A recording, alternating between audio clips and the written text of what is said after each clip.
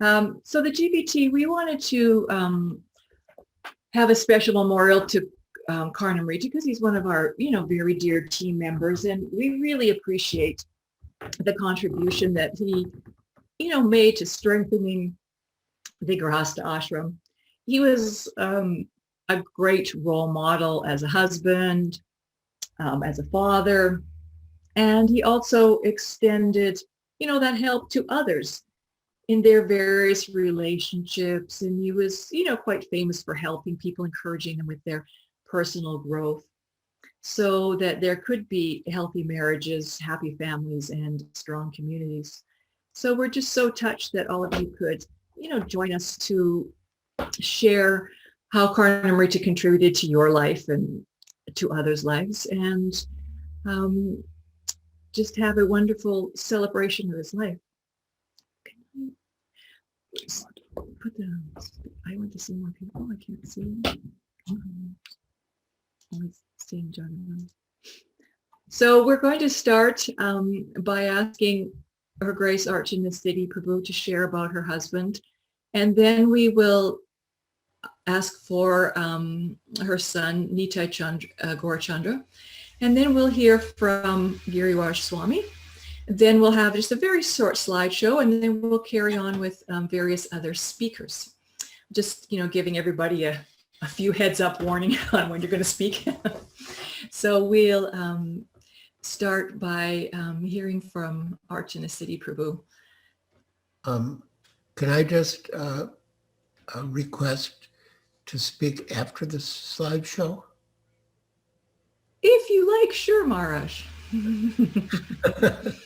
Okay, thank you. It's so wonderful to see all of you that have come on to the call today. And I really, does anybody know how to turn off the dings on the waiting room? No, I don't know where it is. I'm sorry. It's going to be definitely an issue to have that going on and off throughout the call. My husband's going to go Google it. I just did. There should be an option, Mata, like an option menu. And options under more. So if you go to settings from the menu, and then you should scroll down until you see the option play sound. When you're already right, it's just once you're open and started something, you don't have access to all of that. I don't think. They should have a thing. It's at the back end and we're already up and running. If you can go to settings. Okay, my husband's doing it from his phone on the other one. So we'll just maybe start, and he's working on it from the back end there. Okay. So thank you all, beautiful devotees. Some of you I haven't seen for a long time, Maharaj. It's wonderful to see you again, and so many other beautiful devotees, Rukmini and Anutma, for joining, and all my dear friends here, and my daughter-in-law's parents, Ranjit, and very nice to see you both. So I'll just start. I'm going to read a little something that I wrote. Condolences rush in like a geyser, then slows to a gentle stream, and then becomes a trickle as announcements of my husband's passing become buried on Facebook. We move on into the current stream of life. A few of us continue to feel the reverberations of his absence, like a Tibetan gong singling the end of the day from a mountaintop. Life is filled with milestones, like learning to ride a bike. We celebrate until we have our first spill on rocky concrete. Our bloody knees stain our ripped jeans, our victory tempered by the knowledge that this body is fragile, destructible, impermanent. If we are listening, our milestones will speak to us, and they'll prepare us for the final milestone called death. How we live our lives will determine how we ourselves celebrate that moment of leaving the body we learned to ride a bike in. Karnam's final milestone started over 5 years ago when the ear, nose, and throat specialists called us during our everyday lunch to report the malignancy of Karnam's recent biopsy. At that moment, the illusion of normalcy and predictability of my life cracked like the dry chapati in my hand. I grabbed solace from Krishna's words to Arjuna on the battlefield. One who is not dependent on the ordinary course of activities is very dear to me. Karnamrita and I spent the last 32 years of our lives together. We had compatible natures, both Aquarius rising, mission-oriented with desires to help others. This was the foundation of our relationship. We counseled couples together, presented spirituality and personal growth seminars together.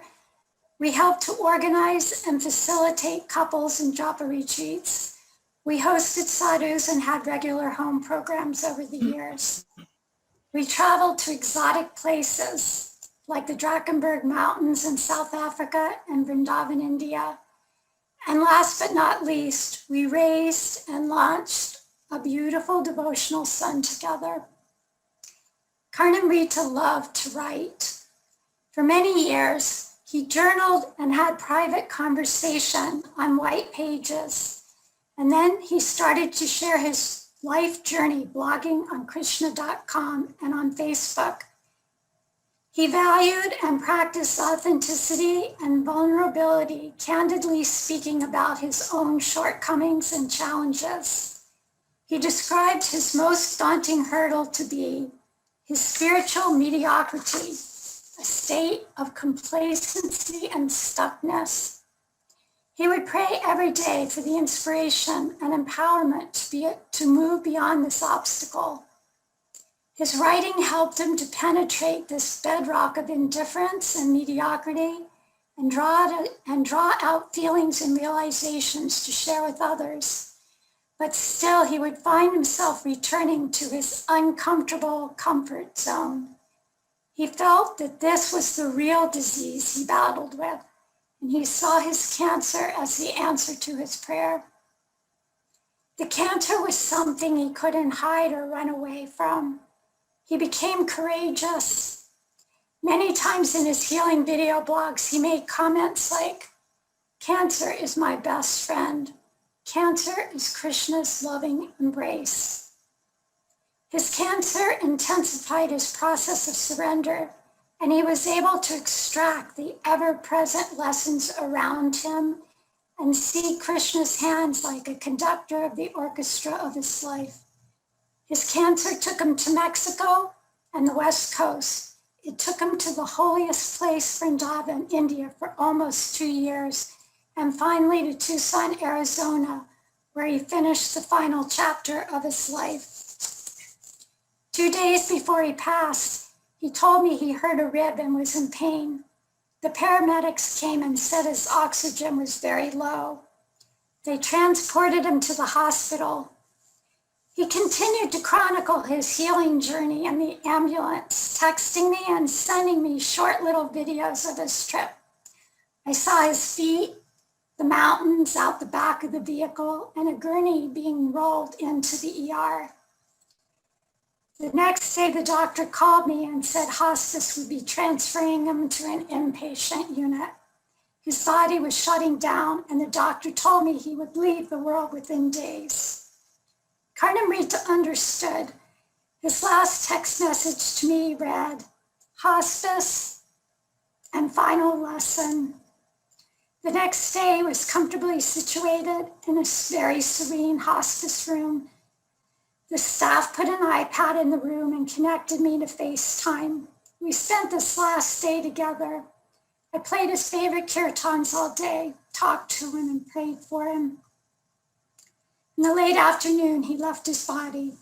Devotees came from Tucson Temple and anointed him with Nrsinga oil, put tulsi on his lips and chest, and sprinkled him with Ganga Jal.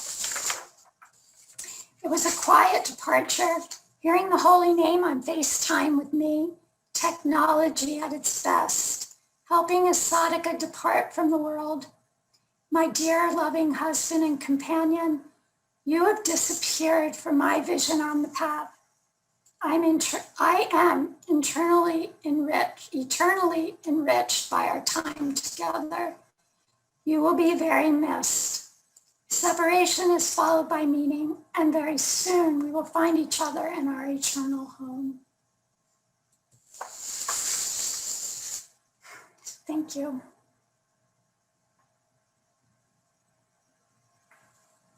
Thank you. Thank you so much for sharing that with us, Archana. It was quite comforting to hear all the details. Thank you. I'm going to be a terrible host. I hope you all have a bag of Kleenex. One of the things that always stood out for me with Karnamrita was what a good husband he was. Whenever I saw the two of you interact, it was always just, I don't know, so natural, It was just great to see. Nitai, if you'd like to speak a little bit about your dad there, that would be wonderful. Sure. Haribol, Hare Krishna, everyone. Thank you for being here. Thank you, Mom. Haribol. Mute us.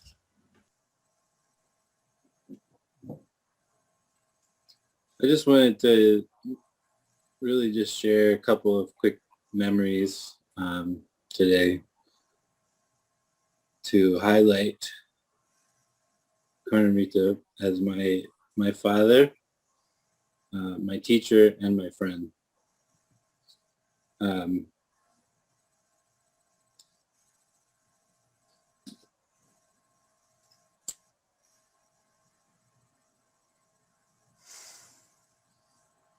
There a lot of, I learned a lot from him, and I'm kind of just now starting to realize a lot of the things that he taught me, and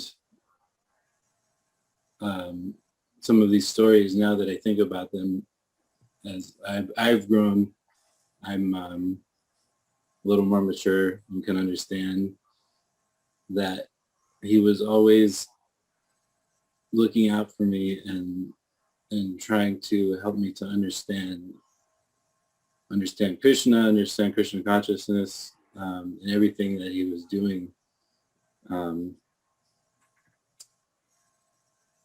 But it was also, there's also a lot of funny things, and I want to make sure that I celebrate that as well.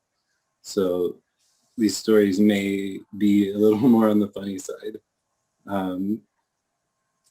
When I was a young boy, I remember one time I was cutting my nails in the bathroom and accidentally dropped the nail clippers into the toilet.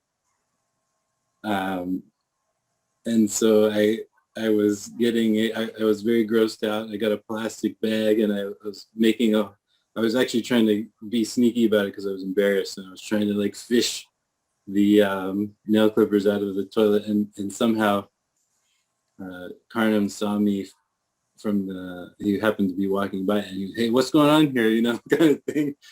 What are you doing? And he came in and he just kind of pulled up his sleeve and stuck his hand in the toilet and said, it's just a material body, kind of thing. So even at that young age, he was already training me up, and I always remember that. It always stuck with me, and now it makes more sense than ever, just as I kind of start to comprehend and understand that more and more myself. And in a similar thing that happened one time, there was a dead possum in a hole next to our front door when we were in Prabhupada Village, and I spent maybe an hour trying to pry it out with a stick, and trying to stay as far away as I can. I was like, what if it blows up, kind of thing, or whatever. And he came home from wherever he was, and he put a glove on, picked it up by the tail, swinging it around, you know, like it was his lunch or whatever, and threw it in the woods. So, you know, just a fearlessness, a certain fearlessness, especially around death and things that I always thought was so gross, and he just saw beyond that in such a way that it was material energy, and it was like we perceive it in all these ways, and he wasn't so much affected by a lot of things like that. I actually met him when I was 4 years old, in Potomac, Maryland. I met him I started taking mridanga lessons with him when I was 4 years old. And I remember liking him at the time, but I also remember laying on my back with the mridanga on my stomach. So I'm pretty sure I was a horrible student, but he was so patient with me. And I can't even imagine what it's like to try to teach a kid that's like that. But that was my introduction to his nature and his calm, very steady nature.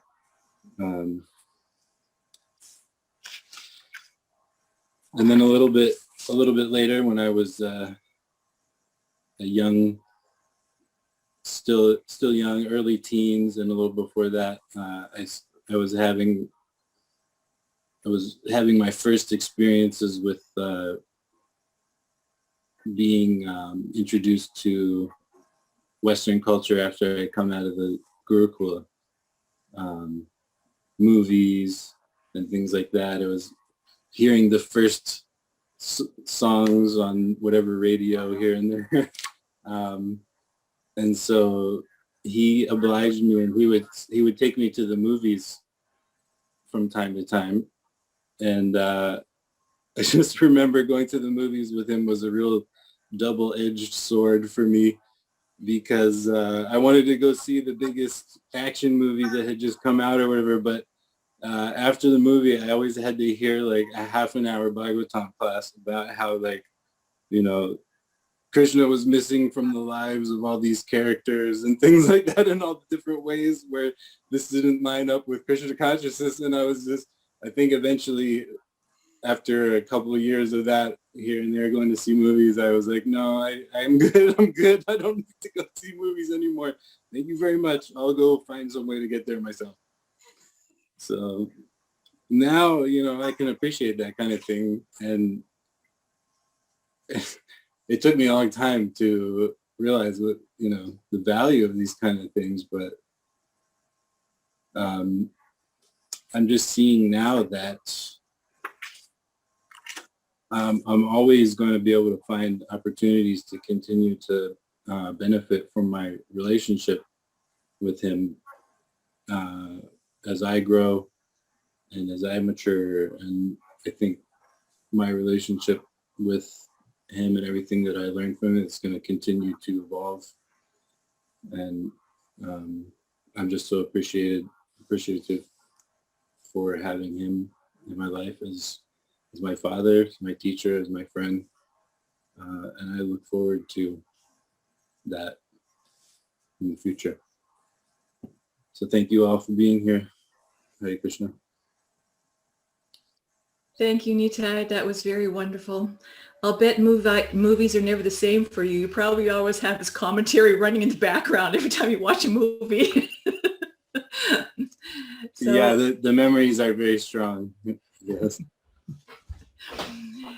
So now we're going to just watch a little short slideshow of Karnamrita, and then we'll hear from Giriraj Maharaj.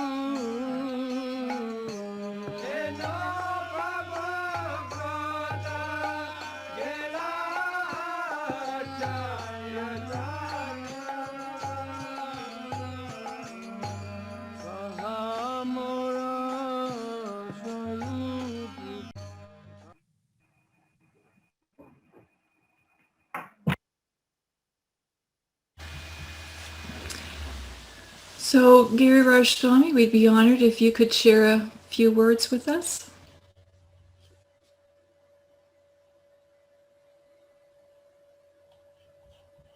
Where is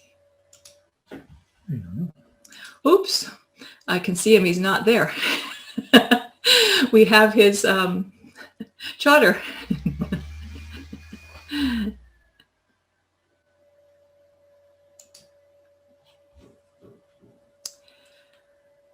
So Giriraj Swami, if you would like to share with us now, we would be very honored.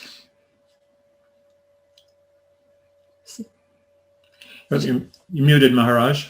You can unmute. Not yet. Can I hear one more person speak? All right. Let's see. Madhvacharya, would you like to go?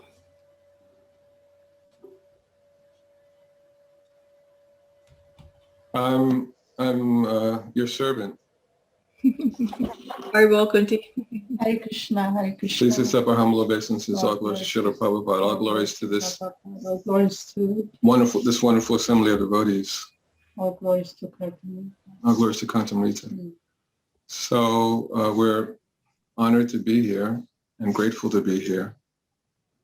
Our relationship with Archana and Karnamrita began in Maryland or Baltimore.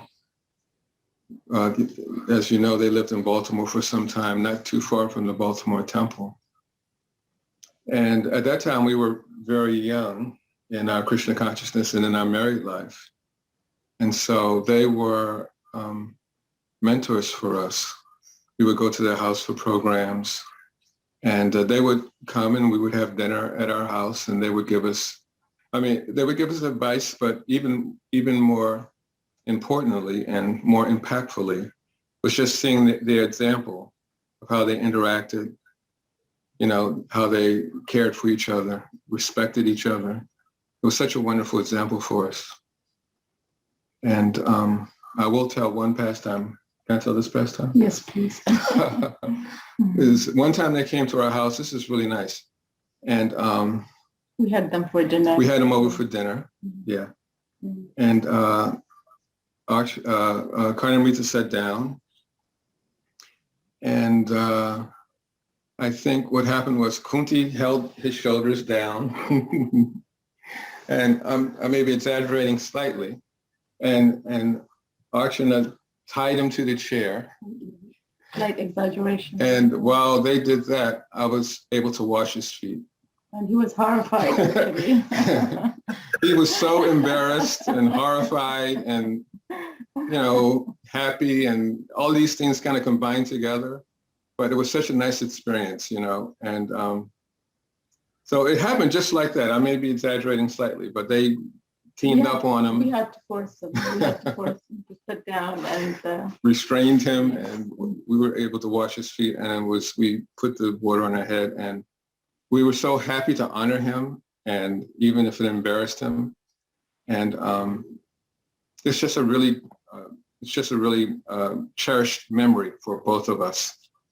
And it is a reflection of the esteem in which we held both him and his wife, and their contributions to our lives and their contributions to ISKCON.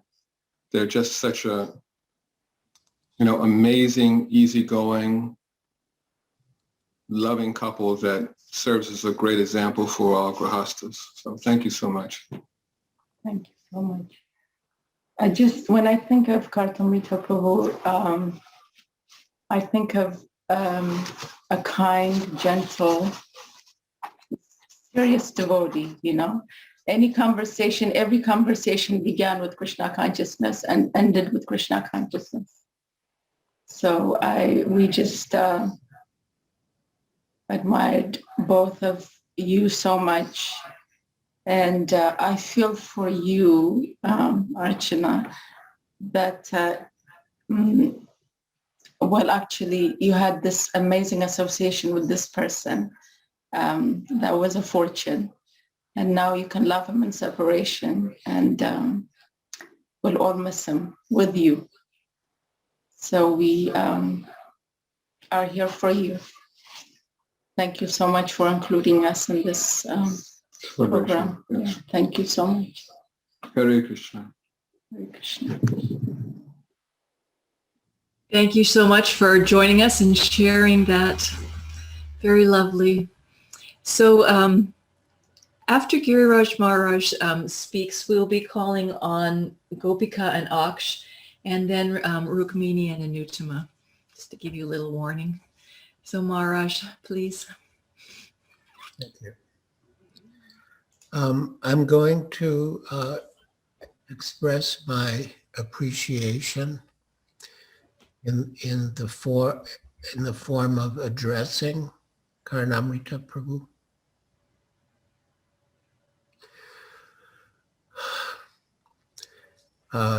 Dear Karnamrita Prabhu, in a way you have left us, and it is a tremendous loss. Towards the end, from Vrindavan, you were sending me videos of yourself. One on Facebook Messenger. One was called Interview with Kamsahanta. And in your interview, you demonstrated such exalted qualities and such a deep mood of surrender,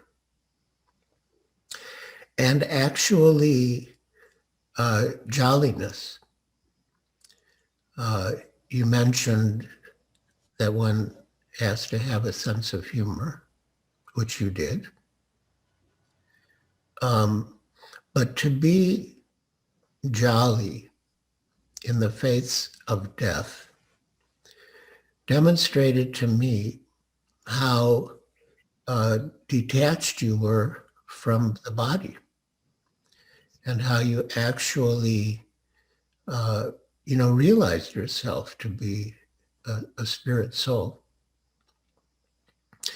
You also sent me your unedited story, which you spoke when being interviewed by Siddhanta Prabhu for his Prabhupada Memory series. And I was fascinated to hear about your journey, your spiritual journey.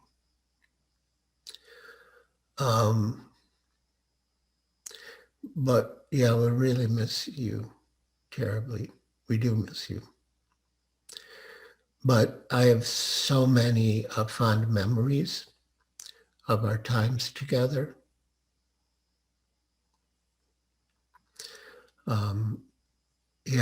I loved spending time with you and your wife at your home in Prabhupada Village. I was also delighted when your wife and you visited me at my ashram in Carpinteria, when His Holiness Indradyumna Swami was here. I treasured the times that we were at japa retreats together. I remember once in New Vrindavan, after the retreat, I really wanted to spend time with you and Archana Siddhi. And you had to get back, to attend to some things related to the house. But you were kind, and you spent as much time with me as I wanted. And then I heard something like, maybe Archana Siddhi Devi can explain more. I heard something like that you got back so late that your next door neighbor had, I forget, like cleaned up the yard and made all sorts of arrangements for you. And I was so struck by that, that your, your mood of extending yourself for others, in this case, you and your wife, for me, because I really wanted to have that time with you.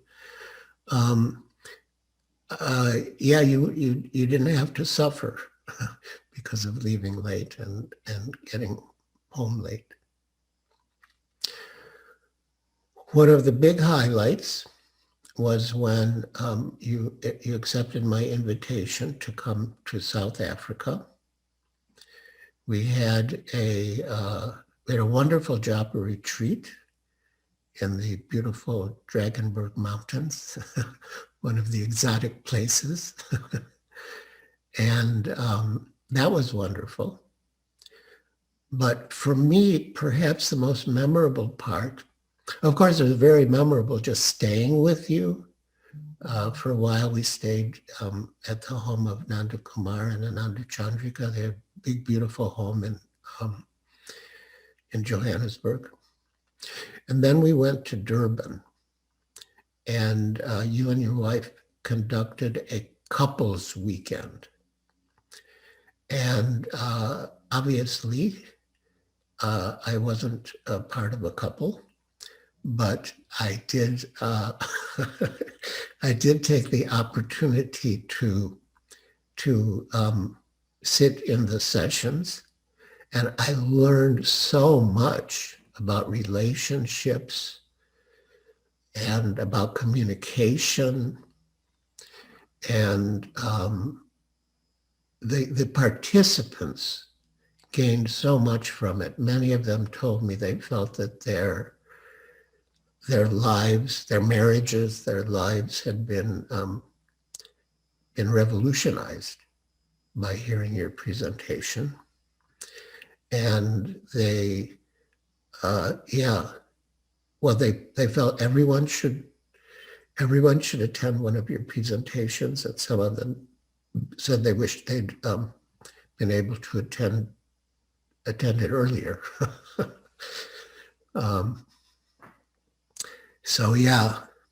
And I was also so happy that along the way I got to do some service for you in relation to your writing, give you some guidance and suggestions, even help with editing.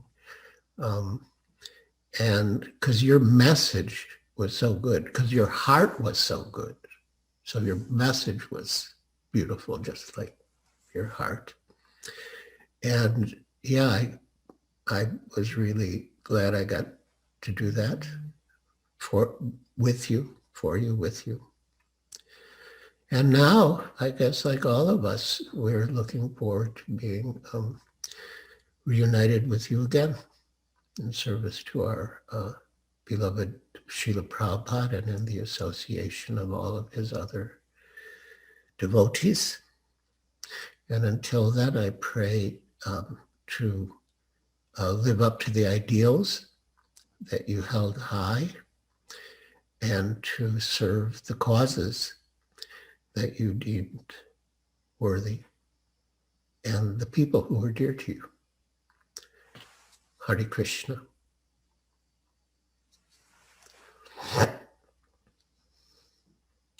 Thank you very much, Maharaj, for your beautiful words and for sharing some of your times with Karnamrita. I was going to call on Gopika and Aksh and then Rukmini and Anutama and Ganga. Does that work for you, Ganga and Gopika? Because I know you both have babies, so I'm just trying to make sure that the babies are cooperating. Does that work for you, Ganga? Yes. Mamas to speak first, maybe. Okay. We're good. We're good. Okay, so go ahead then, Gopika and Aksh.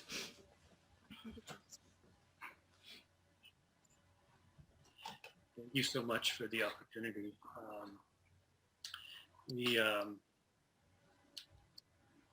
We actually, I remember seeing Karnamrita's book on my father's shelf many years ago, and then seeing some BTG articles here and there, but we only had met both Prabhu and Archasiddhi Mataji just not too long ago, 2014, I would say, at the first GVT retreat that we attended.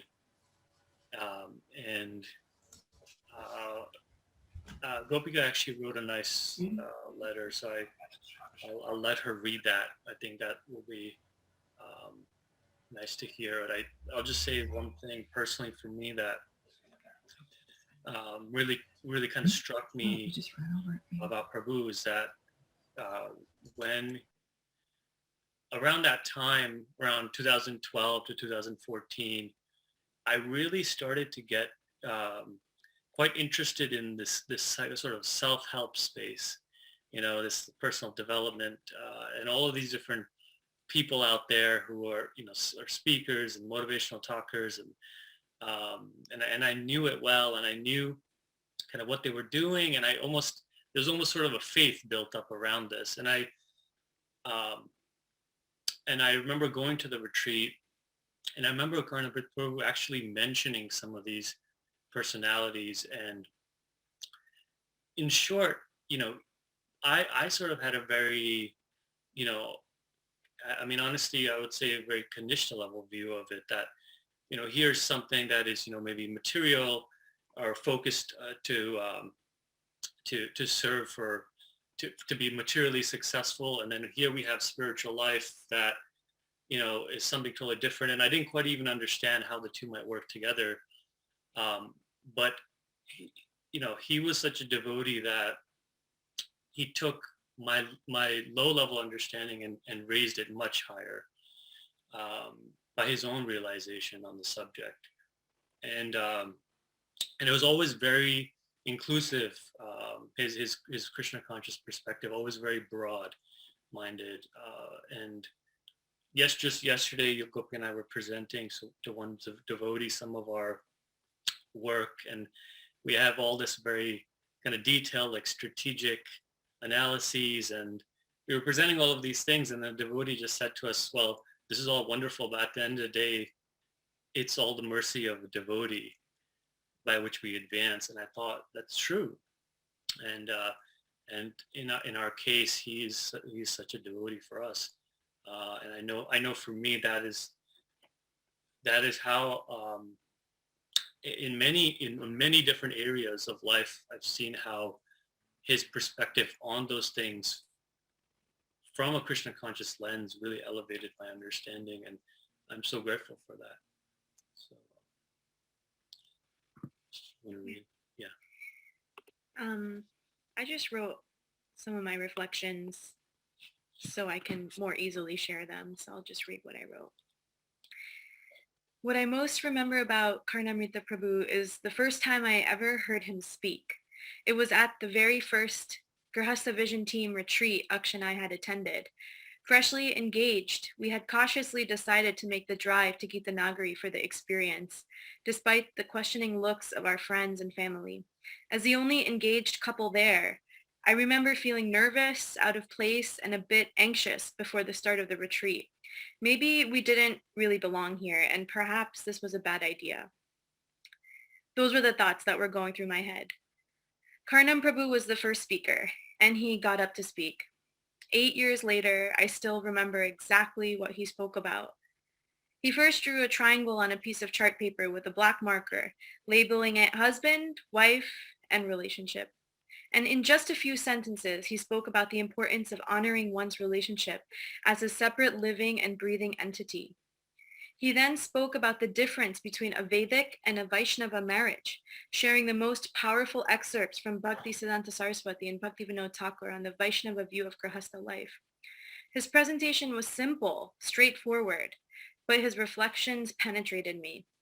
It was then and there, as I sat listening to him speak about marriage, that I knew that this Sangha was exactly where we needed to be. The puzzle pieces that connected bhakti and marriage fell into place, and I knew I wanted to forever spend my life fighting for a Vaishnava marriage, just as he had spoke about. As we continued to attend the retreats year after year, Karnam Prabhu and Archana Mataji always made it a point to have prasadam with us, even if we were to just meet them briefly. Karnam Prabhu somehow knew how to share exactly what was needed in the most concise but deep way. I remember one time we had just met them for the first time that year. We had just gone to say Hari Bol at the start of the retreat. Karnam Prabhu asked how we were doing, and we expressed something general about the difficulty of balancing family and work and temple, and Karnamrita Prabhu replied in just a few sentences. Just remember that every person in your life was sent by Krishna to teach you a lesson. There wasn't any rambling lecture or self-spotlight when he counseled, just an authentic simplicity that was able to powerfully reach our hearts. Karnamrita Prabhu's simple yet poignant presentation has stayed with me for all of these years. In fact, whenever I want to reread those powerful passages from Bhakti Vinod Thakur or Bhakti Siddhanta Saraswati he shared, I actually type up his name in my Google search bar of my email to find it, as it was he who emailed those passages to all of us retreat attendees the very Monday the retreat concluded. There are so many things to learn from his example, but what sticks out to me the most is his dedication for both Shastric and self-study. You don't need bells and whistles, fancy PowerPoints, or gimmicks to make impressions and touch people's hearts. What you need is what Karnamrita Prabhu exemplified: sincerity, humility, and a quiet thirst to better oneself through both Shastric and self-introspective study. Those are the real ingredients to making impact. We will miss him dearly. His Bhagavatam classes, his simple, profound reflections, and of course his sense of humor. Who could ever forget the famous Mother Archana and Karnam Prabhu skits? For now, we give thanks to have had his Sangha and pray that we can continue to live life following his example. Thank you, dearest Karnamrita Prabhu, for all that you have given to us. We will miss you so much, and no Grihastha Vision Team retreat will ever be the same. Thank you.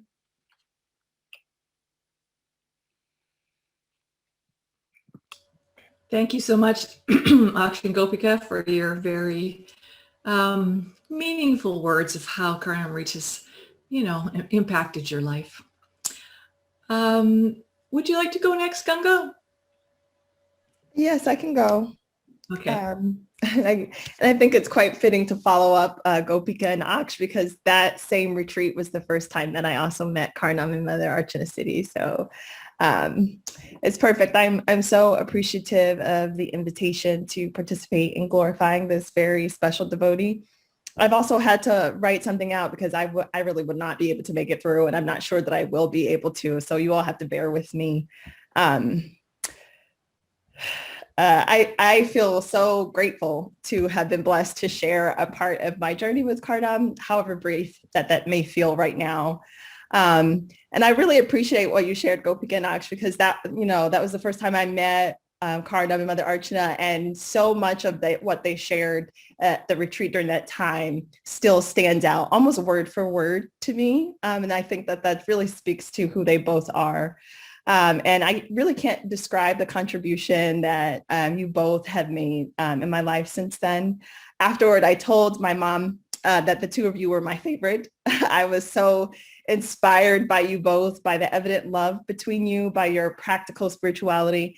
And what particularly struck me was a part of the session that you were leading about finding your temple room, or that inner space that allows you to remain in peace regardless of the external stressors or pressures. And I remember Karnam said that one way that he did this was just taking a few moments to admire the beauty of the clouds in the sky. And I'm not sure why that stayed with me all of these years, but it did. And that session has shaped my own outlook in such a profound way. To this day, I think my actions and thoughts are really oriented toward identifying the moments when I'm pulled out of my temple room and how to find my way back. So I thank you both for that very, very special contribution. My respect for Karnam was actually only deepened by an opportunity to spend a month in Vrindavan during Kartik last year while he and my mom were undergoing this very difficult treatment. And aside from the overwhelming sense of relief, just his very presence there provided, knowing that he would be there with Mata while they were going through this together. I was also just moved so much by the authentic, loving interactions between them that I was able to observe. And specifically being able to witness the honesty of Karnam's philosophy that was only strengthened by this bout with cancer. And when I tell you, I've shared a bit of this with some of the GVT members, but this treatment was not a joke. It was one of the hardest things I've ever witnessed a person go through. And watching the two of them with such a positive attitude, they, it was brutal. And I was amazed by the grace and courage, especially because Karnam had been there so long by the time that we had arrived. I was just amazed by his courage and grace, and he undertook the whole treatment. And even when I could readily see how harrowing the experience was for him, his quick and dry humor was never buried too deeply beneath the grimace, even after 3 liters of water that he complained every drop of having to drink. But he and Mata would laugh about their blackened teeth because the medications had started changing their teeth black, or changing the color of their teeth, and the endless trips to the bathroom. But they did not hesitate to give audience to all of the devotees who constantly sought after them when we were there in Vrindavan together. And they would always make sure that as they were arranging where they would speak, that there was a bathroom close by, because they knew in the middle of giving a talk that they were going to have to rush off to the bathroom. But they had such positive attitudes. They just radiated a love for each other. And I was truly honored to be able to be there and experience this with them. So I every day thank Krishna for that month, because I actually wasn't supposed to be there. It was really unexpected. And I was only there because my sister Krishna Kumari couldn't go with my mom at the last minute. But Krishna makes his arrangements for things. And obviously I was meant to be there with them during that month, because my life has been forever changed by that. And I really like the word that Mother Archana used. I think enriched is perfect. I think I'm so deeply and forever enriched by that opportunity to have shared that time with Karnam. And so I'm so grateful to all of you members of the GVT who allow his spirit to continue reaching so many people through the work that you do.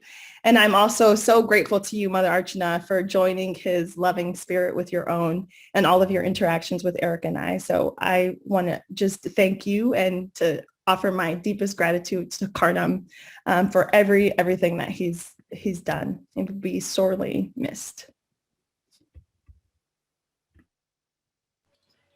Thanks so much, Ganga, for enriching us and sharing honestly all about Karnamrita's honesty. It really was one of his standout qualities. So maybe now we'll hear from Rukmini and then Anuttama, or vice versa, however you two fight it out. And then we will call on Ramai and Radha, and then Mitra and his wife. Anuttama, please.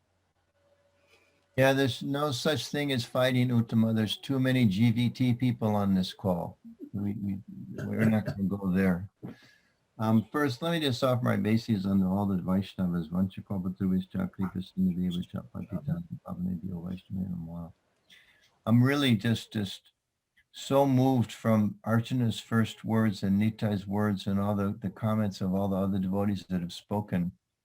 It just really so impressive to see how much impact a devotee can have in a positive way in the life of another, and how so many of you are expressing your real, just heartfelt appreciation. And I was just speaking with Rukmini just last night, I think, about my experience before I was a devotee and having family members pass away and friends pass away. And maybe other people's families were more mature in dealing with it than mine. Mine might have been a real aberration. I don't know. I think probably a lot of families are like this. Like, you just stop talking about the people. It's like, they weren't at the chair at Christmas and they weren't there to get a gift or give a gift, or it was just, they just dropped out of their lives. And I'm just really appreciating how as Vaishnavas, because we have this deep faith in Krishna and in the presence of the soul, that it's not really saying goodbye to anybody. It's appreciating all that they've done and knowing that we're also on that treadmill, and we're also, our time is also ticking. And it's a reminder for me, especially hearing all of your appreciation, that I should try to use my time as best I can to try to make a little bit of a positive difference in people's lives, the way you're all really so wonderfully appreciating Karnamrita Prabhu's contributions. So personally, I feel kind of bad. I don't have any possum stories. I don't have any toilet stories. I don't have any japa retreat stories. I don't have any bathroom stories. I don't have any movie stories, not even any counseling. I mean, Rukmini and I tried for years to go to the retreat. It just never worked out. And now hearing about what a wonderful experience it was, I'm feeling even worse that we never made it. But I first met Karnam, as best I can recall, when we first moved to the Washington, D.C. and Baltimore area, and going to Archana City and Karnamrita Prabhu's home. And I guess, I don't know if you guys regularly had like home programs every week or something, or we just got invited once in a while. But I remember coming to your home and joining kirtans and classes and things, and just really appreciating Karnamrita and Archana City's just personalism and friendliness. And we were new in the area, and it was just like meeting old friends, really, in the way they just kind of reached out to everybody. And we didn't know very many people. We'd been in Denver for 10, 20 years or so. That was always, something that really touched me. And then getting to know Karnamrita and Archana City and the rest of the Grihastha Vision Team, when it first started up, I didn't have enough pious credits in my history to continue an active role with the GVT, but I was there in the very beginning days, and something really important to me. And just seeing, Karnamrita's enthusiasm and his friendliness we've all experienced, and seeing too so much, really an example of, as the term's often used, really a Prabhupada man, and just a person whose life was clearly so much impacted by Srila Prabhupada and Prabhupada's teachings and the Vaishnava understanding. And hearing these stories about him sending, videos to Archana City as he's in the ambulance, going to the hospice just a few days. I mean, it's like, I'm kind of thinking like, wow, what a creep I am. I mean, what are my chances of being able to meet death in such a remarkable way? So it's really so impressive to hear this. I'm really in awe, things I'd read before and then hearing more today, because I wasn't in touch with them over the last many months, about, how he was struggling with this sense of, not struggling, but going so deep to think that the real enemy is my complacency. That's really striking me right now. I'm thinking about that. That really is, it's my enemy as well. So I'll just share one little story and then wrap up.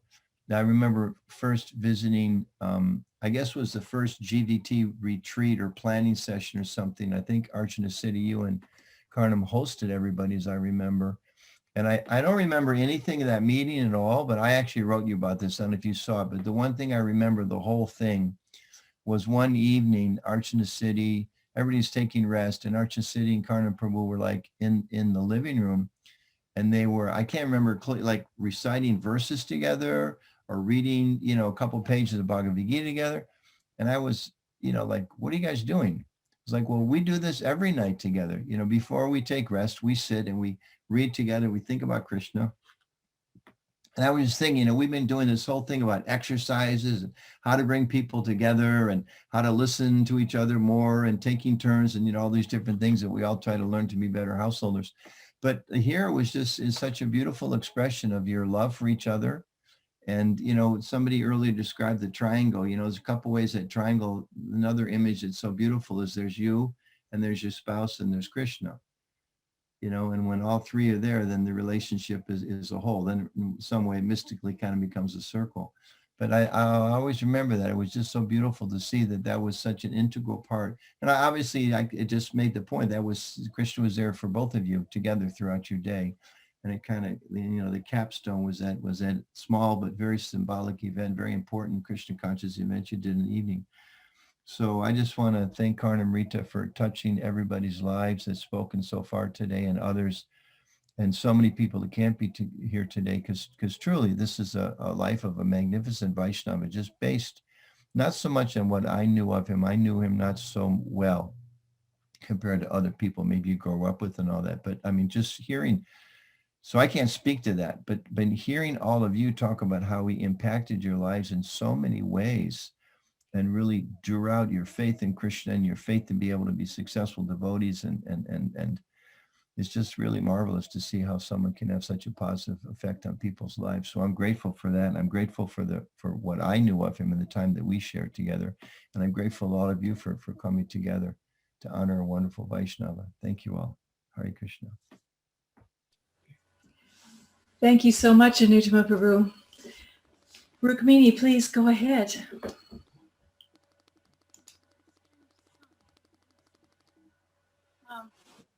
Thank you so much. It's really most inspiring to hear Archana. Could you go a little closer to your mic, Rukmini? Yeah, maybe I can put this on too.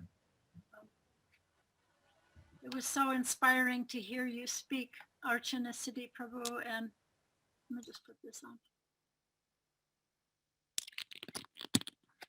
Speaking about how Karnamrita Prabhu thought that this cancer was the answer to his, what he considered his own complacency, his spiritual mediocrity, and how the cancer was Krishna's loving embrace.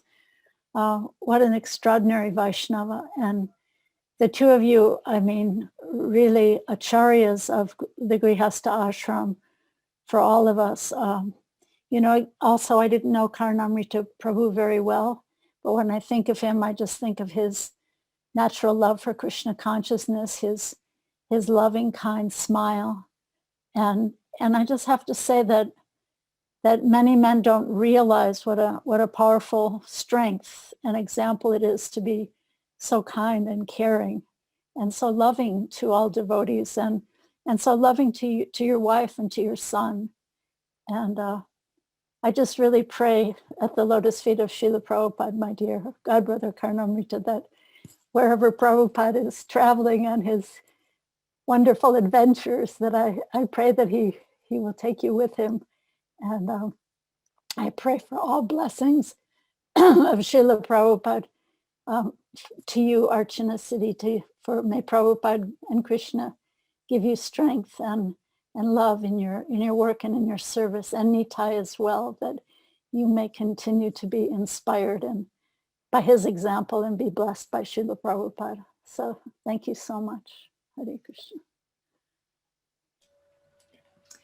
Thank you, Rukmini, for your kind blessings and for sharing another one of, I always call Karnamrita quips. Karnamrita always had these quips. His cancer is the answer. Another Karnamrita quip we have to write down in our notebook. Ramai and Radha, please feel free to share. Hare Krishna, everyone. Haribo Archana, Haribo Nitai. It's very nice to be here with all of you and to be celebrating Karnamrita Prabhu. Just hearing everyone's recollections and just glorifying all his good qualities and nature. When things were progressing towards the end, I was feeling regretful that I hadn't seen him in quite some years. I guess not so much since his diagnosis, maybe once or twice, and feeling sad about that.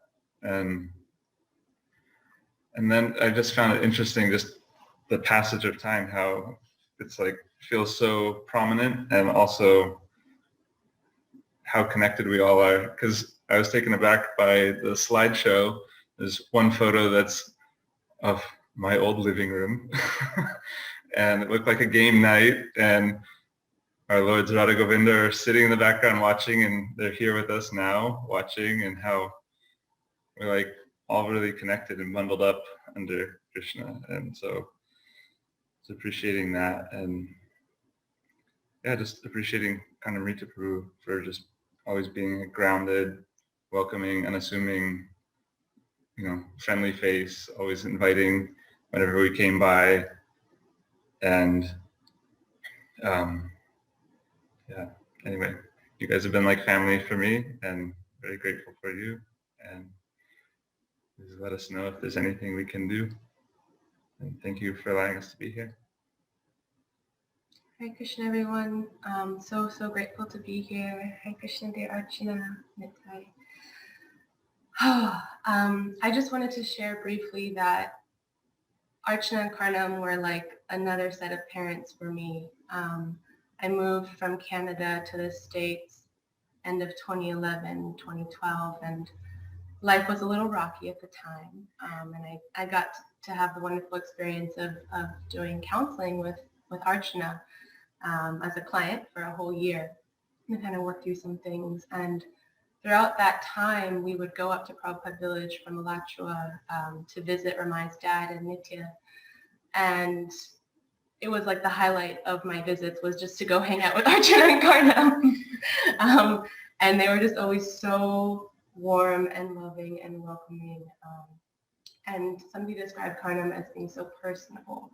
And I experienced that so much, having just met this wonderful human being and him just taking me in as a daughter.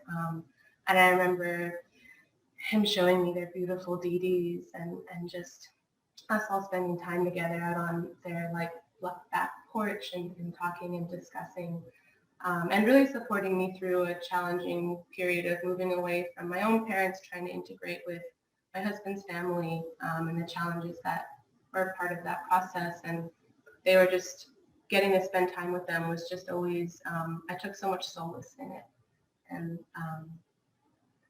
I regret, that he and I drifted apart over the years, but I've always stayed really close with Archana, and I'm so grateful to both of them for the influence and impact that they've had on me, in making me feel welcome and loved in a new country, a new family, a new, devotional community. And we look forward to just being able to serve you and to serve Karnam in his memory, however we can. Thank you. Thank you, Ramai and Radha, for just highlighting Karnam's, warm, loving, and personal character. We will call upon Mitra, and then Devaki Preeti, and then Sri Devi.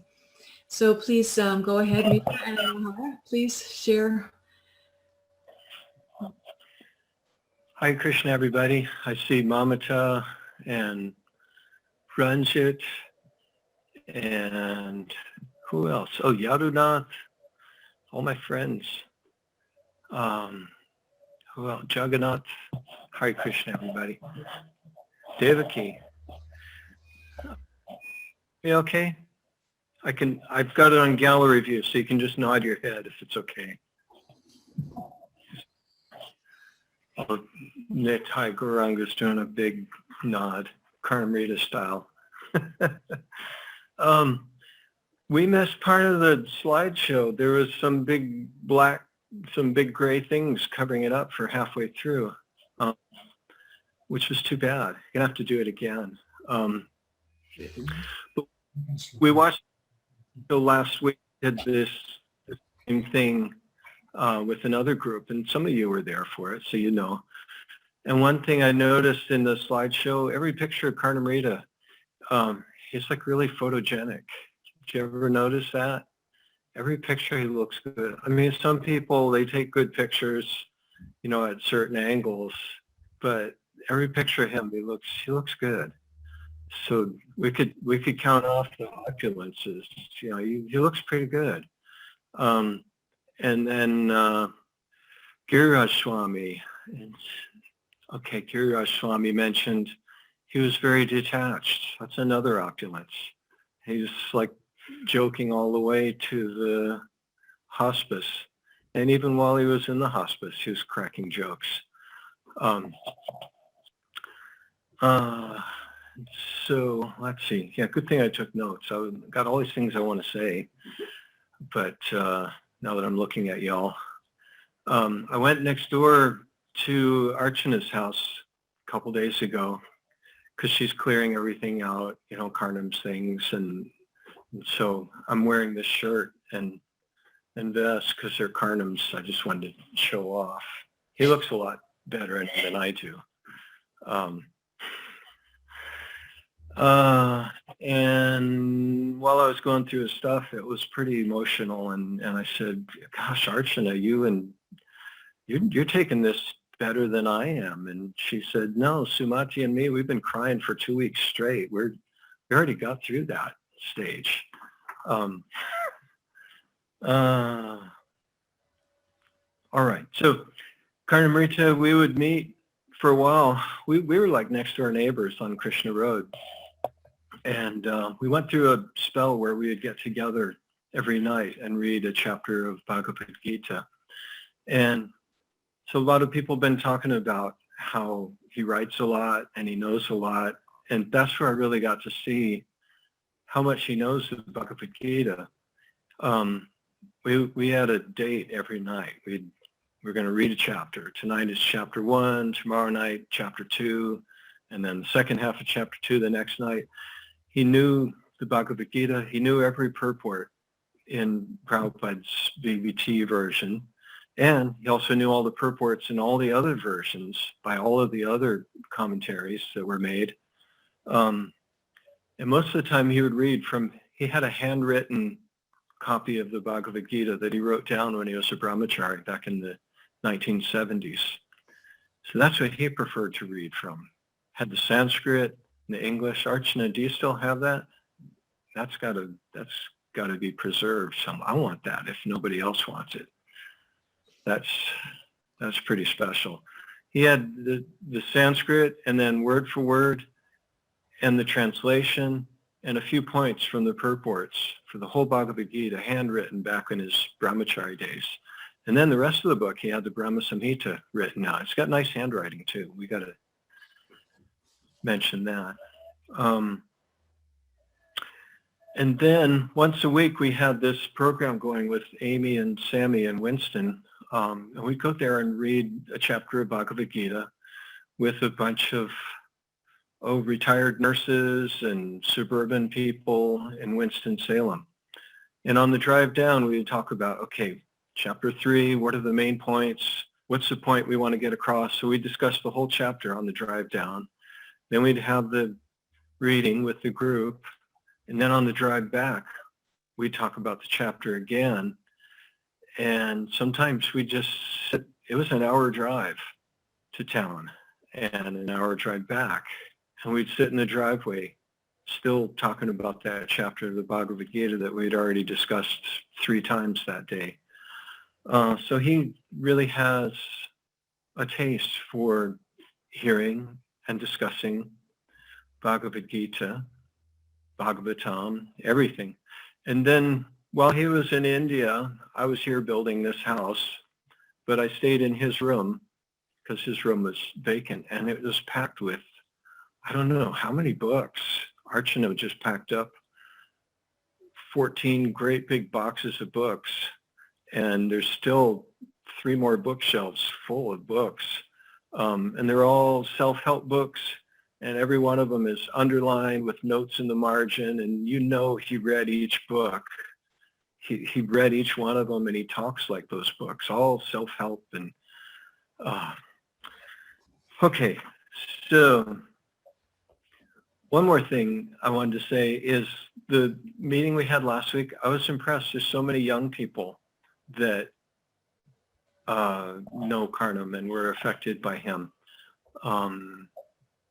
We had a little temple going on Krishna Road. He was still actively going out, reaching out, finding people. Sometimes older devotees, they just talk about what they used to do back in the day. But he just seemed to be, he did plenty back in the day. There was that picture of him in the slideshow dancing in kirtan in front of Golden Gate Bridge. He was there with Jayananda and all of those heavy hitters, but he just kept going and kept building up and doing more and more. It wasn't like, it was an upward trajectory, not a decline. He just kept going more and more. And there's a lot of young people that really love him and really miss him. And they can relate to him. He was relatable to the younger people. He liked everybody. But what I'm going to read from here is something, there was this older man that on Krishna Road. This guy was he was 80. This guy was a tap dancer and an actor. And every time the two would get together, Karnamrita, and he was initiated as Shamlal. And whenever they would get together, they just start shouting and go into some crazy theatrics, just ridiculous stuff. Shamlal read that last week. He said it was like adolescent boys in the locker room just doing this one-upmanship and just being ridiculous. And sometimes Shamlal's wife would be looking, and like Karnamrita would be on Shamlal's back, riding him like a horse while yelling at him in the temple, like during our Sunday program. So that's another aspect of Karnamrita that maybe some of you don't know about. And so they would write back and forth. And here is a letter from, a little snip from a letter in January of last year. So writing to Shamlal, the tap dancer, yo, I'll try to read it Karnamrita style. Yo, tippy-tappy, soupy sales dude, what's up? Yes, I would be happy to teach you my unique and sophisticated moves. Surely that would revamp your tapping career and you would become a world sensation. Yeah, I know it may be lamentable, possibly shammable or shameable, and certainly blamable, but it works and is fun sometimes. But it is still work, and my twice daily routine is challenging in many ways. I still have a long way to go in my healing. So he'd start off joking, and then gradually it would turn into something serious. And so this older guy really appreciated the way Karnamrita brought him in. Okay, here's another one from July. I guess my last email just stunned you, surprised you, mystified you, or did you become love-struck or ecstatic-struck or muck-struck at my deeply moving expressions? I promise to not be so whatever I was, only less of it, more or less. In any case, I hope you are recovering from the profundity of my elegantly sophisticated, detailed exegesis. How do you say that? Exegesis. I'm still breathing and sighing and perhaps flying on July 14th to Never Neverland. Your bro knight in smashed armor, man from cad, glad from mad. So that's Karnamrita. And do you wanna? Yeah. Hi, Krishna devotees. Thank you for all being here and honoring Karnamrita and Archana. I just want to say a few things. That when we first moved to Baltimore in 91, Karnam was the first person that came up to us. I didn't really know anyone there, and he came up and was really kind and friendly, and that made a big impression on me. And Archana and Karnam would always invite us to their home once a week And that was really nice. I never experienced that with anyone else before, and they were just really warm and loving. And then when we moved to Prabhupada Village, Archana and Karnam also moved there later. And whenever I would go up to his home, he was always very kind, and he would sit and talk to me and spend as much time while I waited for Archana as needed. He would never go anywhere else, and he would just sit there as if he had nothing better to do and just spend time with me. And Archana was like that too. And I noticed that, like, Archana was like the queen. She had everyone calling her, and she was the most famous one. At least she was to me.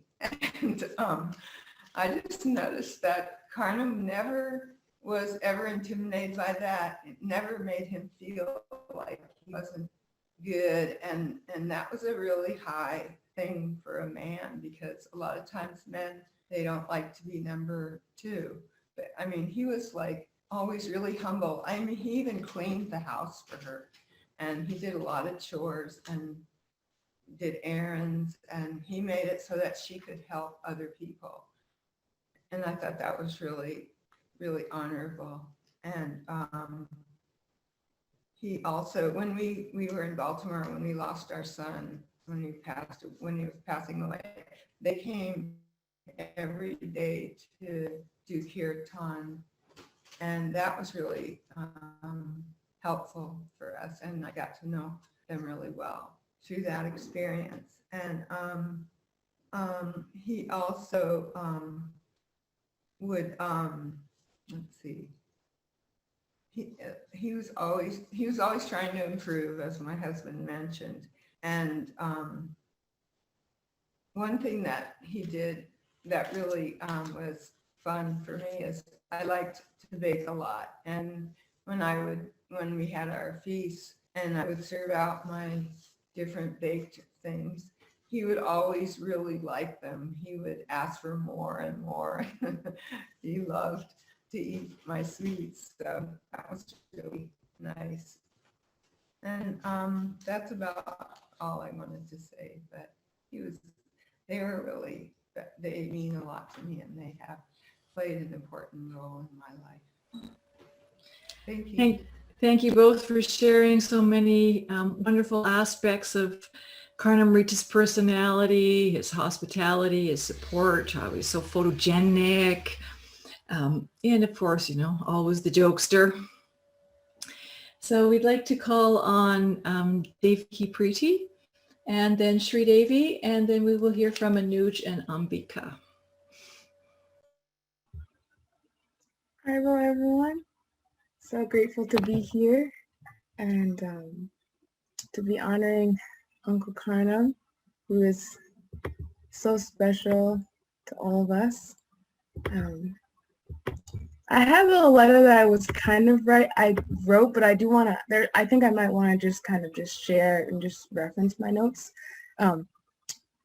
Uncle, I would always call him Uncle Karnam, and I got to know him very well because since he was part of the Grihastha Vision Team, and my parents are part of the Grihastha Vision Team, therefore I was granted that sweet benediction to get to have his association as well as Mother Archana. And so my most favorite memories are every September when they would have the annual couples retreat. Mother Archana and Uncle Karnam would stay at our house, as well as Mother Krishnandini and Uncle Sharif. And that was like my favorite. That was like my favorite time of the year. I always looked forward to that because it was like they would come for, probably was like at least a week. Because I know like the couples retreat was a couple of days, and then they would have their meetings after. And I was just so happy to get to be with them.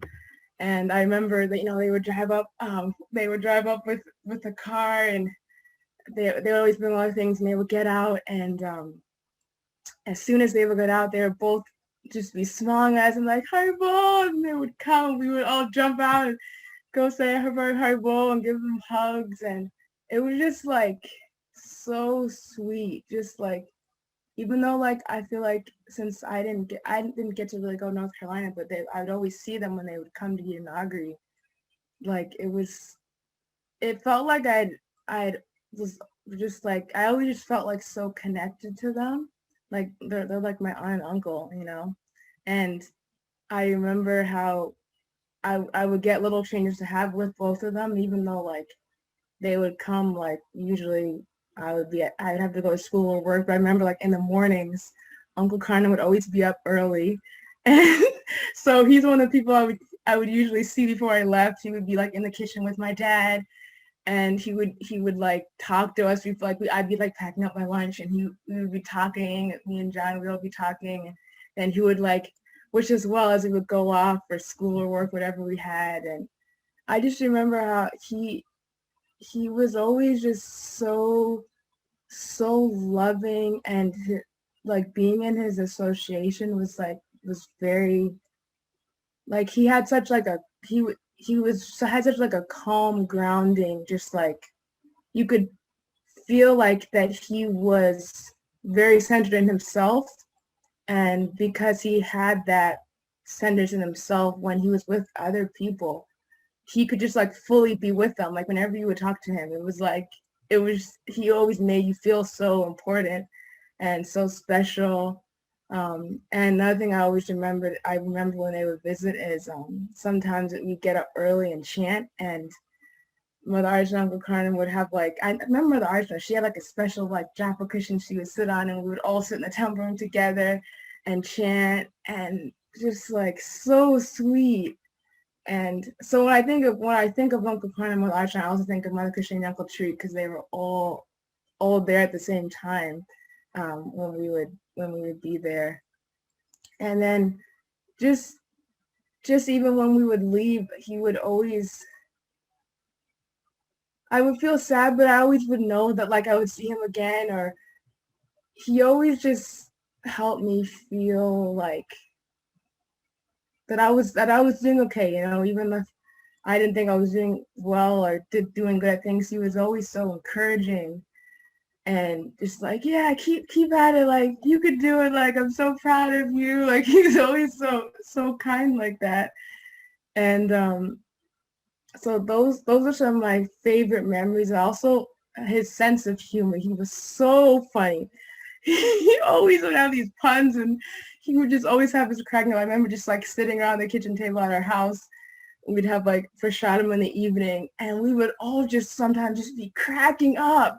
Just cracking up. We would all be laughing. It's just like he would make everyone laugh, and we would all just have such a wonderful time together. And yeah, so those things definitely I always remember. And something else is that I had some difficult challenges in my life, especially as a teenager and like into my early 20s, and I would like send emails back and forth to him, and he was so wonderful at like not he would give advice, but he would also just acknowledge like what I was going through and empathize and like help me see like what the lessons or what the blessings are in it. And I'm really grateful that I have those things that I can read back on even now to remember what he was teaching me. And he really taught me what it means to give, because I feel like for a long time, and I'm still learning, I have like a superficial understanding of what that means. But he so much exemplified and helped me deeper understand what giving is. And it's not even something that you can really measure, but you can just see it through the way he lived his life. His book, Give to Live, for me, that's how Uncle Karna was. His life was about giving. So that was so important to him. And he, you know, what the gifts, what he would give him, Shri Prabhupada, and what he had, he was always wanting to make sure that everyone that he came in contact with got some of that gift that he had and that he could share. anything and everything he'd gone through, whether it was positive or negative or whatever, he always was just like, yeah, I want to share what I have. He taught me the importance of taking my life seriously and utilizing my time properly and not wasting what I've been given. And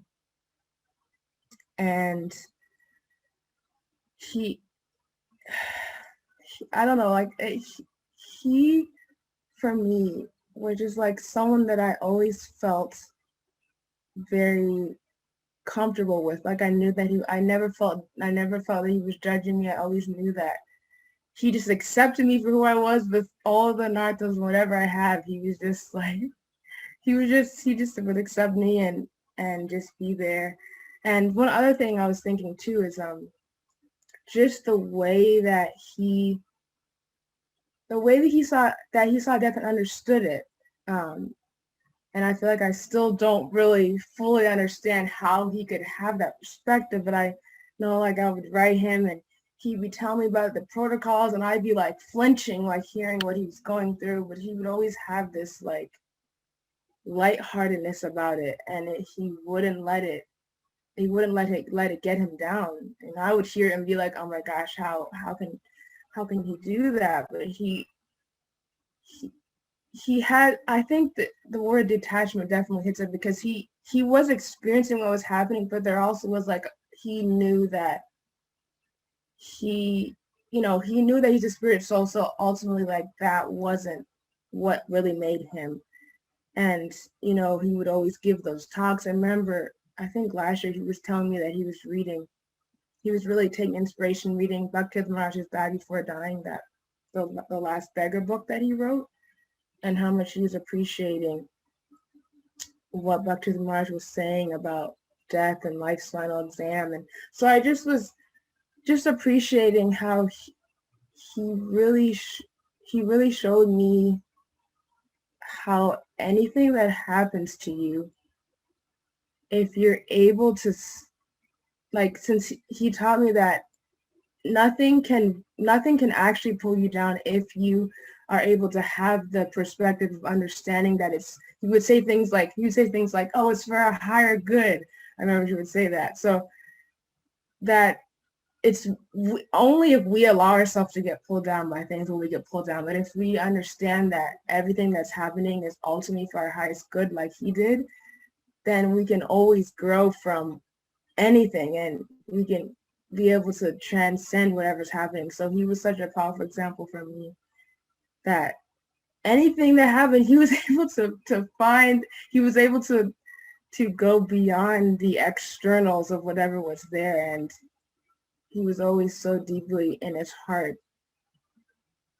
trying to just so much improve himself always, and just try to be a better servant. So I am eternally grateful to Uncle Karnam, and I pray that I can try to follow in his footsteps, the legacy that he's left of trying to be loving and compassionate and giving of oneself even more than what's just comfortable, to go beyond that. And I pray also that I can try to serve in a way that he would be pleased. And I also want to share my love to Mother Archana, who's my auntie, and that let me know if there's any way that I could serve you. You're so important to me as well. You and Uncle Karnam, both. So please let me know if there's any way that I can support you. I love you very much. I'm sending you a hug over Zoom, Mother Archana. And thank you so much, devotees. All glories to Karnamrita Prabhu. Thank you so much, Devaki, for your heartfelt words and sharing how Karnamrita's, so calm and grounding and encouraging. We do have probably about 10 more people that would like to speak. So just keep that in mind, and we'll hear from Sri Devi, and then Srila, and Yadunath. Did you want to share, Yadunath? In a few minutes. All right. So go ahead, Sri Devi. Hare Krishna. Thank you all very much. My humble obeisances to the assembled Vaishnavas. All glories to Srila Prabhupada, all glories to Gurudev, and all glories to Karnamrita Prabhu, who is a stalwart warrior in our Krishna consciousness movement. I am very honored and privileged to have had the little association that I had. I wasn't so lucky like Devaki. Imagine waking up and then finding Karnamrita Prabhu with your dad cooking up a breakfast. Wow, how wonderful is that? But I did have very wonderful nuggets of wisdom from him.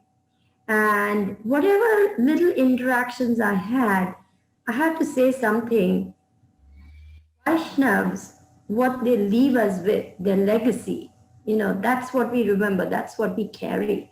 So to me, it was remarkable that here's a spirit soul in a male body, and he is able to access his feminine, nurturing, emotional, sensitive, kind, empathic side. Now that's pretty special because, spirit souls in male bodies, fix it, rational, to the point, get out of business. That's the mood, right? So it's hard, and we all have those challenges as women. We need to access more of our rational, calm side and so on.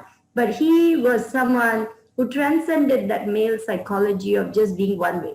He was a lateral thinker. He could access both the right and left hemispheres.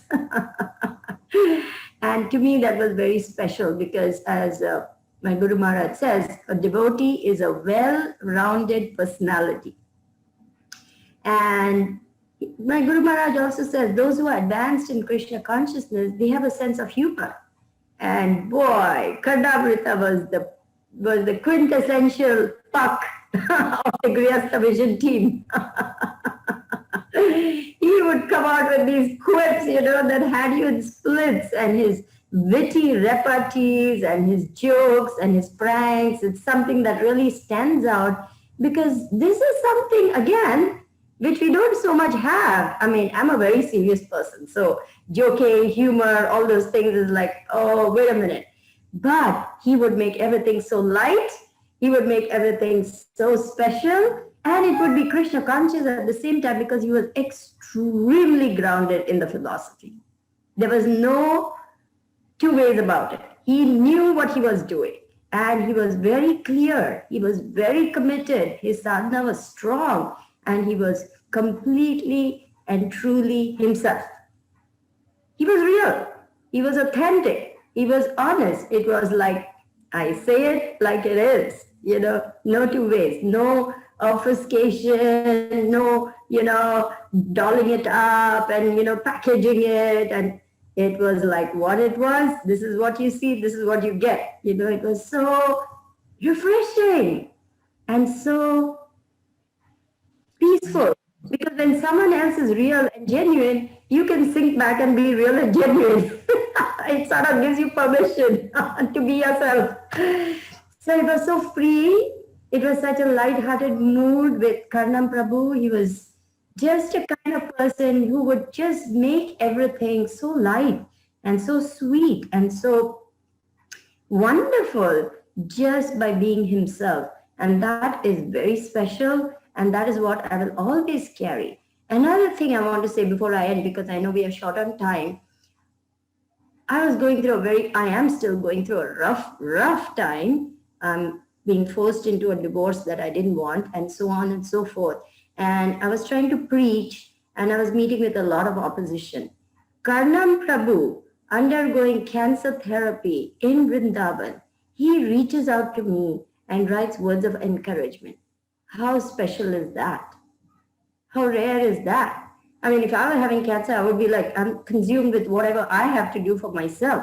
But he reached out. And he encouraged me to keep going. And he lifted up my spirits. And he just put things into perspective. And I felt so... I'm getting emotional now. I felt so touched by the love that he extended through the pain of cancer treatment to reach out to me, knowing that I'm just a little humble little GVT member. I'm not like 35, 40 years in Krishna consciousness. I'm the new kid on the block, you know, of the Grihastha Vision Team. Trying to do my little bit like the little ant in Lord Ram's Building the Bridge story. I was so touched by that. That will stay with me forever. Thank you, Karnam Prabhu, for all that you have given me. Hare Krishna. Thank you so much, Sridevi, for, sharing how Karnam touched you and how he was so humorous and grounded. Srila, if you don't mind, I'm just going to ask Yadunath to go before you and then you, because he has another engagement, if that's okay.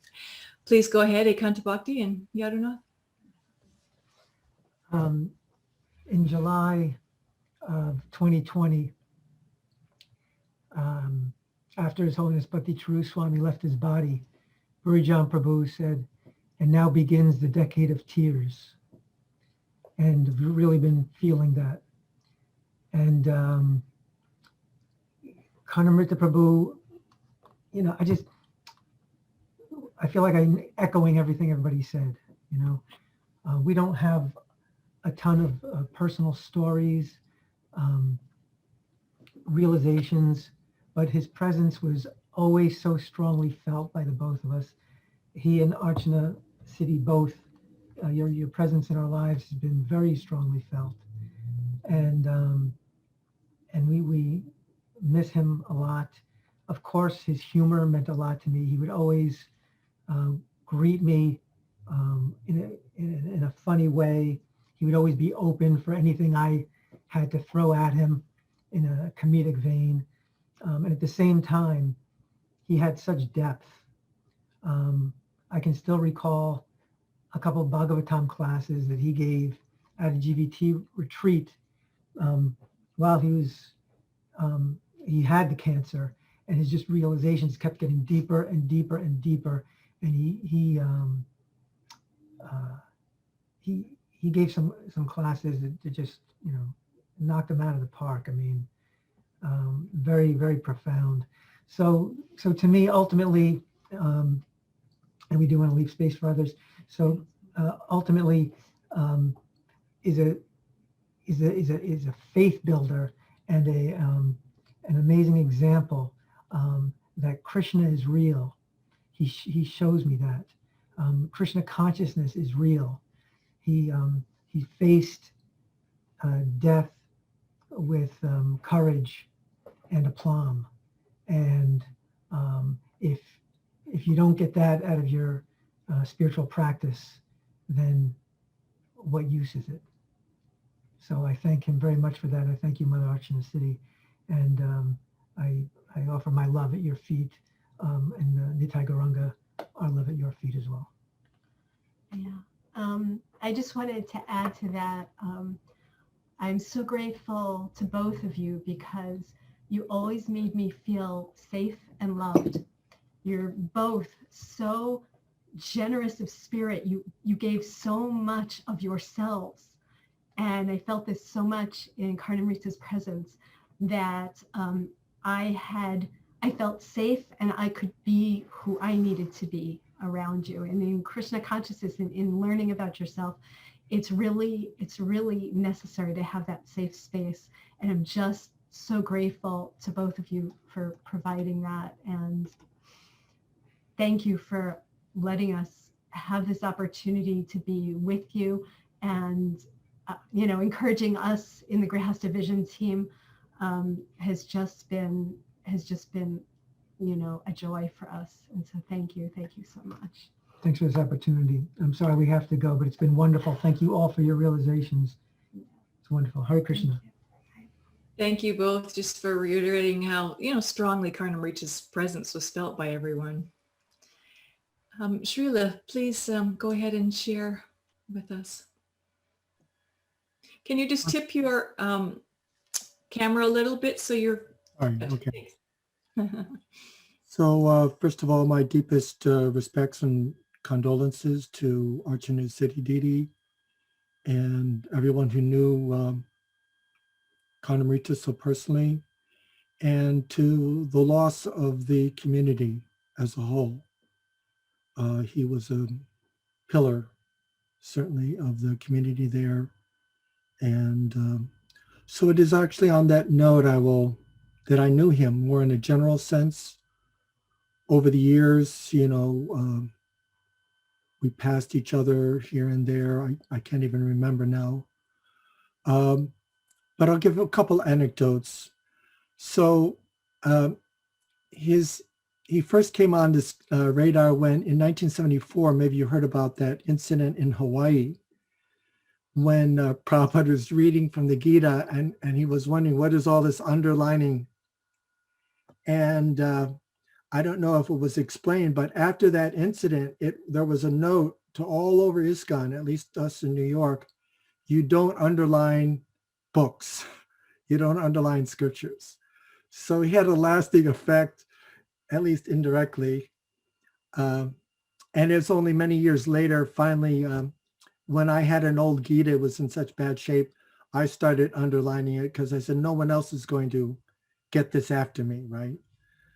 So they wouldn't mind. But anyway, so I was touched by that, his scrutiny of the scriptures. And then, and on that note, it's been mentioned by Rukmini Didi that he was an acharya for the Grihastha ashram. So I'm going to say he was an acharya, small a. Not in a big official way, not he was initiating disciples, but in a very dynamic, grassroots, personal way. And that's the second anecdote. Again, I only heard about it when he was in San Francisco area preaching, and he started connecting with people he met by getting their names and following up on them. And, our practice back in those older days was just to distribute books, quantity. And so I remember being in England in the 80s, and there was a very powerful talk given by Kripa Mayaprabhu, who's a stalwart preacher there, that he was some Jehovah's Witnesses came up to him and said, you guys are just so amazing how many people you're meeting and distributing books in such great numbers. We're watching you. But what we can't figure out is why you don't get people's names and why you don't follow up with them. So on this note, Karnamrita understood this dynamic principle. Krishna consciousness was a personal transmission. And there was also a letter, I think, Mula Prakriti, who's now departed also, that Prabhupada wrote her and said, actually, real preaching means you speak to them, they don't want to become like you, and you take them home and you teach them how to be devotees. So this was Karnamrita's preaching mode.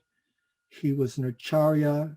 It's all the wonderful qualities you've mentioned: warm, friendly, kind, authentic, genuine. He was real, like a glubjaman, a sweet, sweetness through and through, however you bite it. And he preached by his example. He preached by what he knew. He preached by what he practiced. And he affected everyone who he met. And my lament is I wasn't able to associate with him more. So the hope is now, like Narottam Das Thakur prays, he such lamentation of the loss of Vaishnavas, but his hope is Tondera Chanana Sevi Bhakti Sanivas, Janame Janme Ho Eya Bilas. That after all Narottam went through, all the loss, his hope is for now and forever, I will serve the Vaishnavas. So this should not be a cause for our falling away, but drawing closer to each other.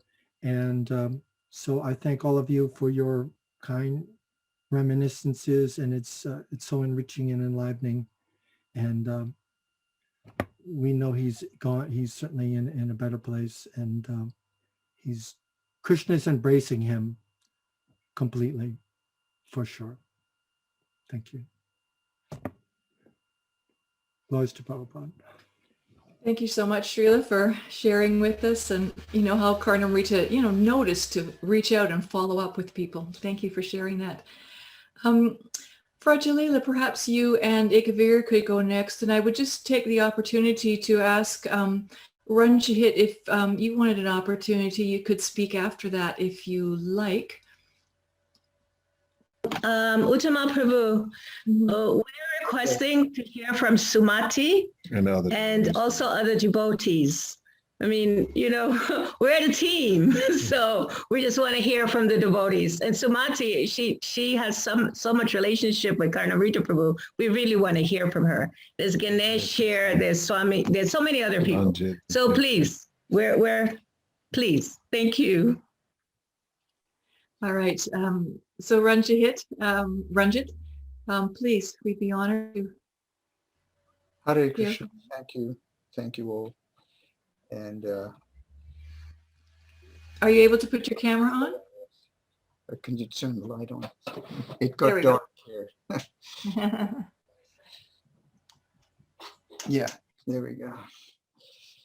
I'd like to thank everyone who came, and thank you for this opportunity to speak a little bit about our rather brief, actually, friendship with Karnamrita Prabhu, but the one thing, of course, we're eternally grateful to both Archana and Karnam for moving to Prabhupada village next door to our house, next door to us, because, of course, we have a daughter, and as she was growing up, we were always wondering what's going to happen. At least I was, a father is always concerned about his daughter. What's going to happen? I know she's going to grow up, and I don't know what, her future is going to be. And we're so fortunate that, well, she married the boy next door, and we're eternally grateful. And so now we are, in the words of the Yiddish, we are forever mishpucha. We are now very much family, part of the group. And this is our great good fortune, actually, that we've been able to associate with Karnam and Archana in such a nice way. And it's always our memory of the wedding that we had at the Bhakti Center for Nitai Gauranga and Prema. And so this is our great good, as I said before, great good fortune. We're very fortunate in that way. And, we really sympathized and suffered in a way with Karnam during his final years, because he seemed to be struggling so hard, and it's just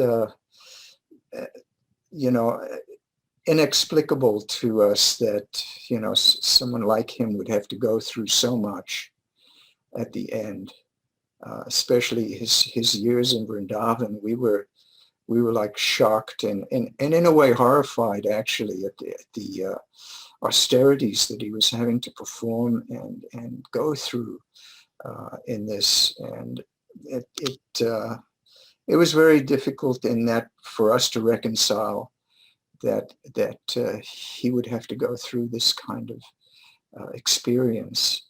It's a saying that I just really latched onto recently, is that we are spiritual entities that are going through a human experience. We always think kind of naturally that we're these bodies. I mean, this is the natural default position, that we take so much care and attention to these bodies, but actually this is our spiritual nature is going through this human experience, and to go through it like this was to us so difficult, actually, to appreciate and try to understand what he was going through. Gopi. Yes, all glories to Karnamrita Prabhu. All glories to Archana City Prabhu. Yes, Karnamrita Prabhu lived next door to us for a few years, and we became close because our children became close.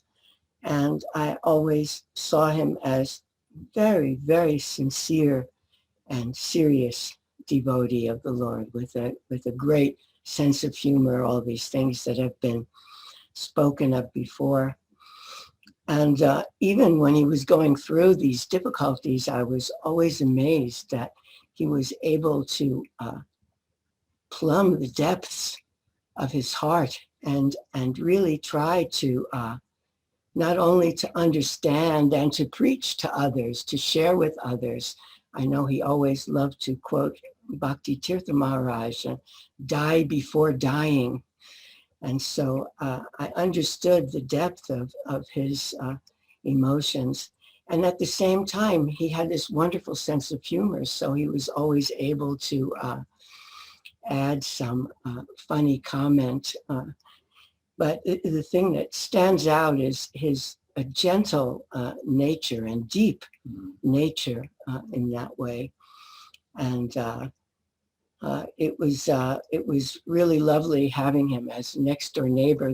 We would get together with other devotees, and he was a wonderful pujari. He took such wonderful care of Sri Sri Radha Gopinath. And at festival time in Sandy Ridge, he and Archana would bring the deities to the temple. It's hard to describe the topography, but we were on one side of the mountain and the temple was on the other side, and he had to bring the deities in the car, dress them so beautifully and bring them and hold them and bring them with him. And he served them so nicely. He loved his pujari service, and he certainly was an exemplary pujari. Karnamrita Prabhu, he will surely be missed. He was a great devotee of the Lord, and we will miss him. And thank you, Archana City. If we can be of any service to you in any way, you know you only have to call. Thank you. Hare Krishna. Hare.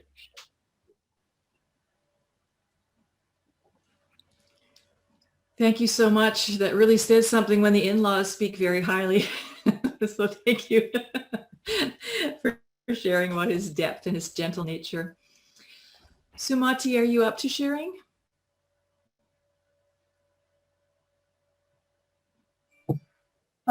Yeah, I'll try. I'm not good at speaking, but I wrote something else that I read last week. So I will share that. But first, I just want to say that what a dear friend Karnam was to me. That he really, even though I was older than him, he always treated me like his little sister. And he just teased me so much, and he got me to laugh, which is something I didn't do easily in this life. And we would just laugh and laugh and laugh. And it just didn't stop. I spent a lot of time with Karnam and Archana in Baltimore and Sandy Ridge, and now they so graciously and from their hearts invited me to live with them here in North Carolina. And I don't know, they just they've really healed my heart, both of them, in this lifetime. So the first part of what I wrote was I wrote like just a couple of hours after I knew that he was gone, because that morning I saw a host of cloud angels this morning. Was it a sign that my dear friend and brother would be leaving this realm today? He loved clouds and he loved angels, and just outside his window they danced quickly through the sky as if to say goodbye. And that's something we shared. When I lived in Colorado many years ago, I took so many photographs of clouds in the sky, and Karnam was like that too. We shared our love for clouds, and we would always see so many different figures in them.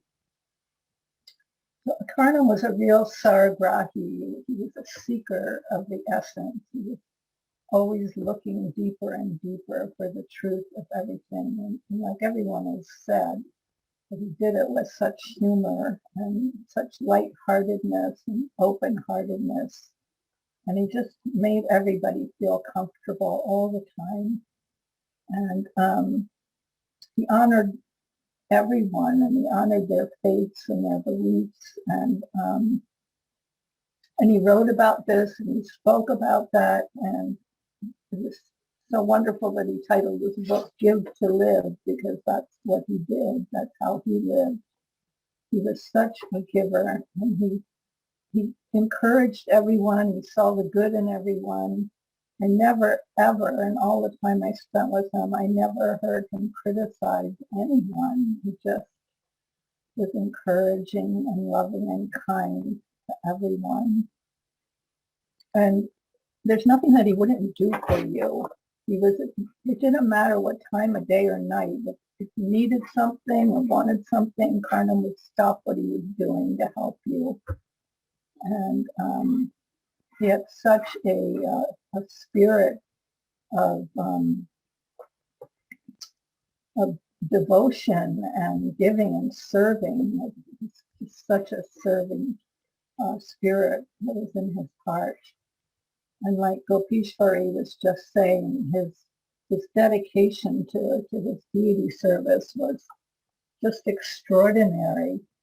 And so often I would go to their house in Sandy Ridge, and he was always doing something for the deities, preparing an offering or preparing to bathe them or polishing the silver. And he was just constantly chanting prayers and singing. And it was just so delightful to be around, and just reminded you of Krishna. And I just wanted to add to, like, Archana said how I was there with her when, they had set up an iPad in the hospice center so that we could see him all day. And so when he first left, the devotees in Tucson weren't able to get there immediately. So a priest from the hospice center went into his room, and he looked really beautiful. Karnam did, and the priest did. He was all dressed in white, and he had a thing of holy water with him, and he just said the most beautiful prayers over Karnam. And then he kind of turned to the camera to us, and he said, "I can tell he is a man of God." And it just seemed like, well, if the devotees couldn't be there, Krishna sent this devotee from another faith to be there. And he sprinkled them all over with holy water as well. And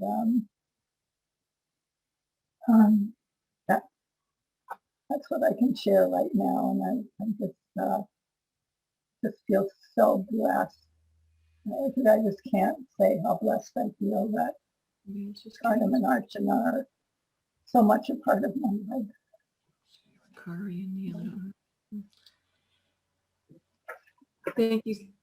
Thank you so much, Srimati. We're all just getting Sumati. We're all just getting a glimpse into actually the life of a Vaishnava, how it's Krishna everywhere. So wonderful.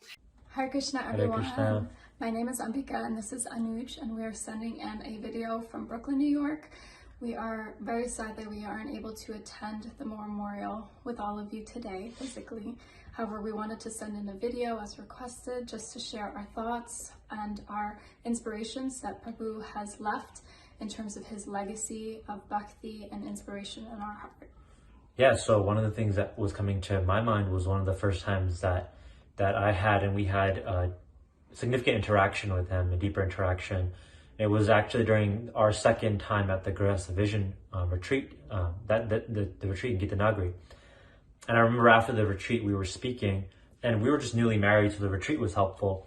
And we were connecting with Prabhu, and I was mentioning to him that I was attending, and we were both attending a leadership development conference later in that year. And I wasn't sure what his response would be, because sometimes in our spiritual circles, we can be a little strict on doing things outside of sort of the spiritual practices of what we're being taught or what we're reading. But he was very encouraging to me, and I felt very grateful for that. She was very familiar with the conference, and he was very encouraging about it. And in that vein, he actually shared something that was very, that I hold dear to my heart, and I think about even today. He was mentioning how that there's two types of growth. There's spiritual growth, and there's sort of like psychological growth. So they're practically the same in many regards, but he's making a distinction of vertical and horizontal growth.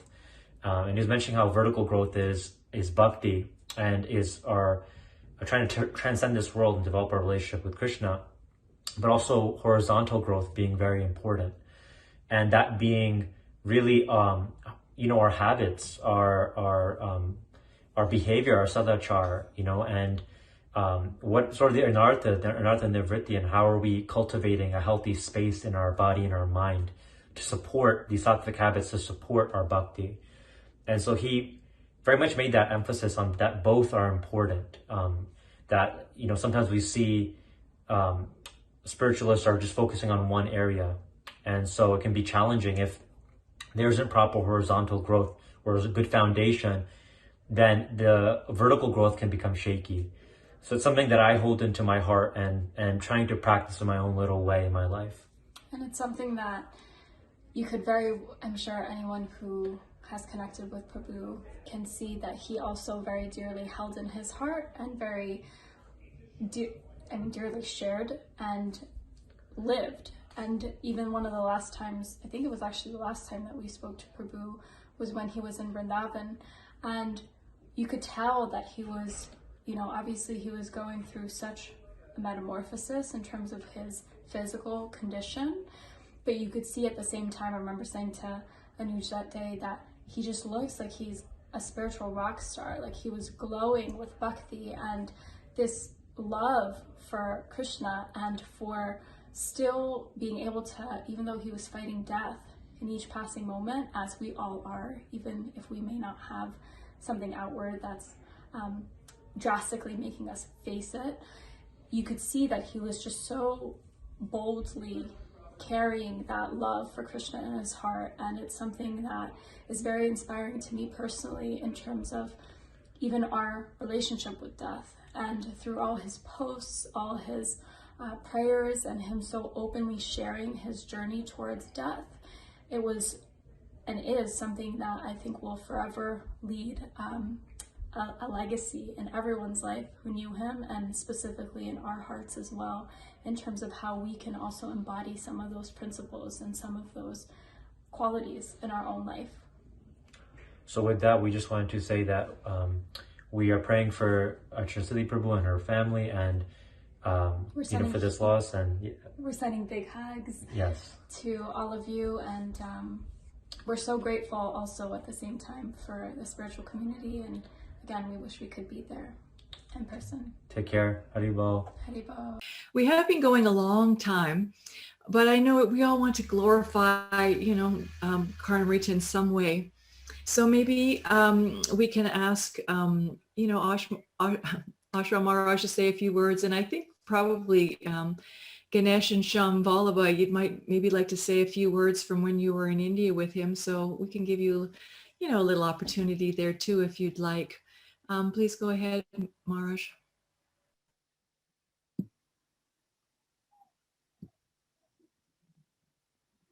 Oh, I can't. Oh, okay. I want to offer my respects to all the devotees, and once again, my love, condolences to Archana and to Sumati. They just all seem to kind of feel like same family. As I mentioned last week, I've known Karnamrita a long time, but I really only got to know him maybe the last 15, 18 years or so really well. And we spent time together, kind of crunched together in yurts and from time to time. And Karnam and Archana would put me up at their house at Prabhupada Village sometimes when I would visit there. And as Gopishwari and others have noted, his deity worship was just being around in the morning when he was taking care of his deities. He was constantly singing prayers, singing bhajans, chanting Hare Krishna. And he had this kind of like really sweet, soft, very fine sandpapery voice. And it was just, I don't know, I just felt really lucky being around when he was doing that in the mornings. And the attention that he gave to his Thakurjis was just, it was, I don't know, it was just really sweet. He and I became, I was going to say, I'm Karnamrita's friend, and I'm glad, or Karnamrita's my friend, but I think everybody who met him, even for a few minutes, felt like that. I was speaking with my friend Kusha last week, just before another memorials meeting that we had for Karnam, and I just realized I couldn't imagine, and this has been mentioned before, I couldn't imagine anybody who didn't like Karnam or, who felt him like, like he was an enemy or something like that. And I sure never heard him criticize anybody, which made it hard for me to criticize others when I was around him. And there was some time over the last few years when we spent a lot of time together. We would drive twice a month together to from his and Archana's home to Asheville to do Sankirtan with devotees in Asheville when the weather was nice. So that was 2 hours, just like with Mitra and Winston. It was an hour each way in the car with Karnam. And it was just, that was just really wonderful because as we've heard, Karnam's openness, his open-heartedness, his candor, his vulnerability drew that out of us. So as I mentioned last week, it was real easy for him to draw people in and to draw us out. And, we had some very candid talks, and I really missed those. And I was looking forward to spending, Karnam was so positive about his prognosis that I just found myself looking forward to spending more time with him. As I've also mentioned, when they bought that tiny house, one Sunday afternoon, Archana mentioned to me, oh, we bought a tiny house that'll be installed in a few weeks. And I looked at it and I said, why would you buy, why did you do that? Why did you buy a tiny house? And she just looked at me, she said, so you'd have a place to stay. So because they did that, other devotees have had a place to stay over the last couple of years, and it's a really wonderful thing. But I was really looking forward to spending more time with Karnam over the next few years, riding bikes with him and just hanging out and talking, and more goofballery. Another thing that we heard about last week from Prema and Nitai was Karnam's jokes, often best appreciated by Karnam. A lot of his puns were, you want to get the rim shot app going, or sometimes the sad trombone, the wah wah wah going, because they were just like perfect Karnam stuff. And I feel a little cheated, and I'm gonna miss out on that. But I imagine someday I'll be walking along and someone will nudge me with his elbow and just say, oh, there you are, bro. And so then, I know that I'll have more goofballery to look forward to. I just miss Karnam, and like everybody else. And we just have to keep going. That is what he would tell us. That was his way, and that was always his advice. And so I thank all the devotees for for doing this together. Thank you. Thank you, Maharaj, for sharing your insightful sharing of your life with Karnam.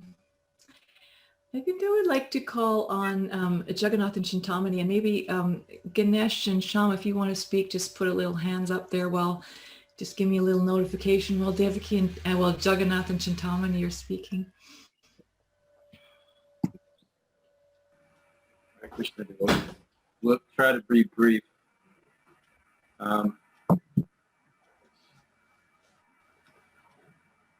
Karnamrita Prabhu, there was always so much nectar flowing from his heart through his spoken words and his written words. And of course, as the devotee said, I haven't written, so some of the things may reflect the same things people have said. But what can I do? Karnam had quite a sense of humor, as we all know, and was full of deep realization. He always had so much to share. He was always at work on himself and constantly wrote his realizations. He was an essence seeker and avid reader. Karnam thoroughly understood Srila Prabhupada's books and widely read many other books in the realms of philosophy, psychology, and self-development. He was strong and clear in his convictions and stood by his principles. He very much appreciated my Guru Maharaj, Bhakti Tirtha Maharaj. He understood the importance of anartha nivritti while simultaneously engaging in the process of developing a higher taste. I was amazed at how regulated he and Archana Siddhi were and are with fundamental things like simple, healthy prasadam, taking rest early, rising early. And he would say, japa begins the night before. In many ways, he and Archana Siddhi are one. One of the ways that they are one is as a united couple, but also because Karnam was Archana Siddhi. He was the perfection of deity worship. When they would stay at our home for the Girinagari couples retreats, his traveling altar would include Haridas Thakur, his beautiful Sheilas, and a picture of Sri Sri Radha Gopinath. In fact, we have two pictures of their lordships, one on our altar and one in my room. And he graciously left both of those pictures for us, which we're very grateful for. Although he is a Srila Prabhupada disciple and mentor to me over the years, he always treated me like a brother and a friend. And I admire and appreciate how much of an example he was in his supportive relationship and caring relationship with his dear wife. We'd do anything for her. I appreciate all the wisdom he shared in the couples retreats and his heartfelt prayers. He had a strong connection with my daughters and a huge impact. He made a huge impact on them. And they really enjoyed his humor and wisdom in the company of their Uncle Karnam. And he'll be so sorely missed. But I'm so grateful that he left his legacy of books and realizations in so many written forms. I have a letter I'm going to share to keep it brief, but I'm inspired just from hearing everyone. And wonderful that Jagannath and I are on the same page, because I was going to share some of the things he said about Karnam's love for deity worship and love for the holy name and care of our children. But as I'm listening to the devotees speak, I'm very present to the transformative effect that one person can have on a movement. The Grihastha Vision Team was formed with a commitment to Happy Family Strong ISKCON. And imbibing that in your life, facing the challenges that the Grihastha ashram offers in terms of the material functioning, having a live example of someone who shows you how to live as a dedicated, first-class Grihastha who, as Sri Devi said, can show their feminine side, their masculine side. One way that Karnam struck me as a Srila Prabhupada disciple, there's a great pressure to be able to present yourself in a certain way because everyone treats Srila Prabhupada disciples as they should, as being on a very high platform, and sometimes there's a false assumption that they're perfect, and sometimes devotees in our struggles, if someone shows their human side or their struggles, someone can often feel, well, if that person's struggling, what hope is there for me? Or how can that person say that they're a Srila Prabhupada disciple? Because of Karnamrita's life of dedication to Krishna consciousness and his commitment to deity worship, chanting the holy name, loving the devotees, all the limbs of bhakti, his strong commitment to that, he was able to be chaste to that and at the same time show, as he shared with some devotees, how to be Krishna conscious for the long run. So he was able to show his struggles, show his challenges in an authentic way, but he's so fixed in the practice that you can look at what he's doing and not be disillusioned and actually be inspired, but he gives you a map for how you can do it. So I'm not going to read my letter. The Grihastha Vision Team wrote a letter on, ISKCON News, so my heart is shared in that letter there. But I just want to, when you see a couple live Krishna consciousness, and you can see how it's done, and that's the map. And Archana and Karnam gave us a map of how it's done. And so I thank you, Archana, because Karnam couldn't have done any of this without you by his side. And I thank all the examples in ISKCON of how it's done. I thank Uttama and Partha. You guys joined when you're 18 or 17. You're showing us how it's done.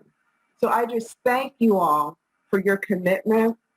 And I just thank you for this forum to glorify such an amazing devotee. And I pray in some small way I can have one little dot of what Karnamrita and Archana offer. Jai, Hare Krishna. So Ganesh, am I understanding you'd like to say a word or two?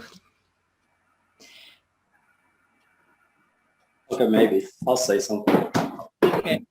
I just like to thank, want to thank Jagannath and Chintamani. Thank you so much for your, heartfelt words about how Karnam's impacted your life. Thank you so much for that.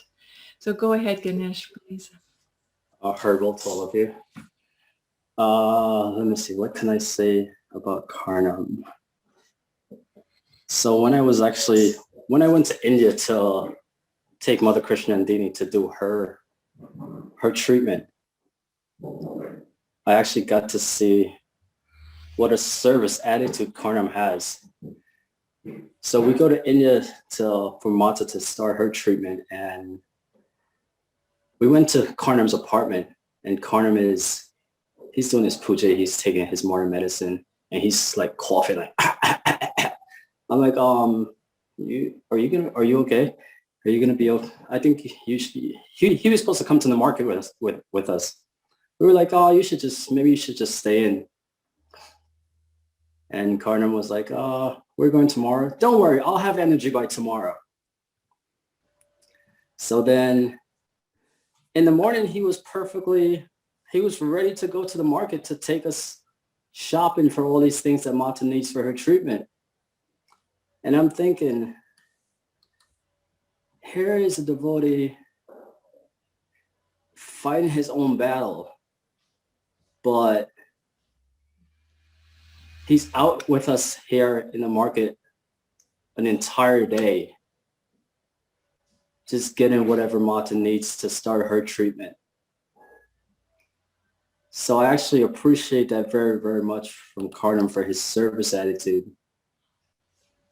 Another thing there's a funny part about, someone mentioned earlier about the nail clip falling in the toilet. When we were in India, so Karnam would always, we would go around and Karnam would refer to, when he introduced me to someone, he'd be like, oh, this is Mother Krishna and Dini, and this is her son-in-law. And then later, I'll tell Karnam, I'm not her son-in-law anymore. And then he was like, He's like, you young people, don't worry about it. You're not this body. Those are just material titles. Don't worry about it. I was like, okay, whatever. Then he keeps doing it. He's like, oh, this is my Christian Indian son-in-law. I looked at him. He was like, okay, what do you want me to refer to you as? I was like, I'm her ex-son-in-law. Then Karnam was like, I'm not referring to you as that. So I spent a lot of time with Karnam. I love him very much. Thank you all for giving me a chance to speak. I ask Ekavira. Hare Krishna.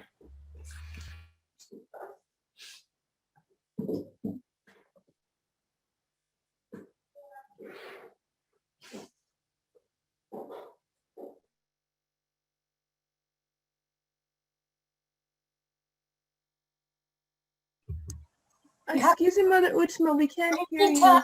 Yeah, we don't hear you. You have to unmute. That means I have to unmute myself. I was just thanking Ganesh for sharing how Karnamrita helped his mother-in-law, ex or not ex. Ekavira, why don't you share just a few words about Karnam with us? And did you also want to share Shambhalava? I just really quickly, Mataji. Haribo. Haribo. I'll just say this really quickly. First of all, condolences definitely to Mother Archana and to all the other devotees who are suffering the physical loss of Karnam Prabhu. Mataji, you mentioned that I was in India. I never met Karnam personally, and have never been to India to this date. Oh, okay. How I know Karnam is from, the connection he had with my mother. And then I connected with him on Facebook, and instantly, like from the very beginning, just started going through his different posts, and how personable he was and how realistic he was and practical when he applied Krishna consciousness to his life. He, in the short time that I've known him, and I say known him because I feel like I do, I've learned so much from him how to apply a lot of different things in my life. I even told my mother about this before she left.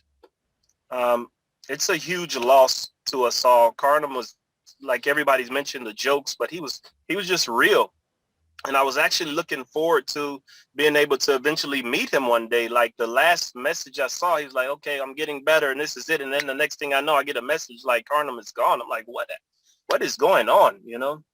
So I personally feel the loss. So many different devotees this year, but that's a big one for me. He had a huge impact on my life just for that short amount of time that I've got to know him. So I just wanted to say I love him, and I'm going to continue to listen to those different lectures that he's given, and just pray for guidance, and just hopefully I can take a little bit of that practicality and apply it to my Krishna consciousness, because that's what he showed me the most. Haribo. Thank you so much for that, Sham. Sharing how he impacted people who he hasn't even personally met is pretty impactful. Please go ahead, Ekavira.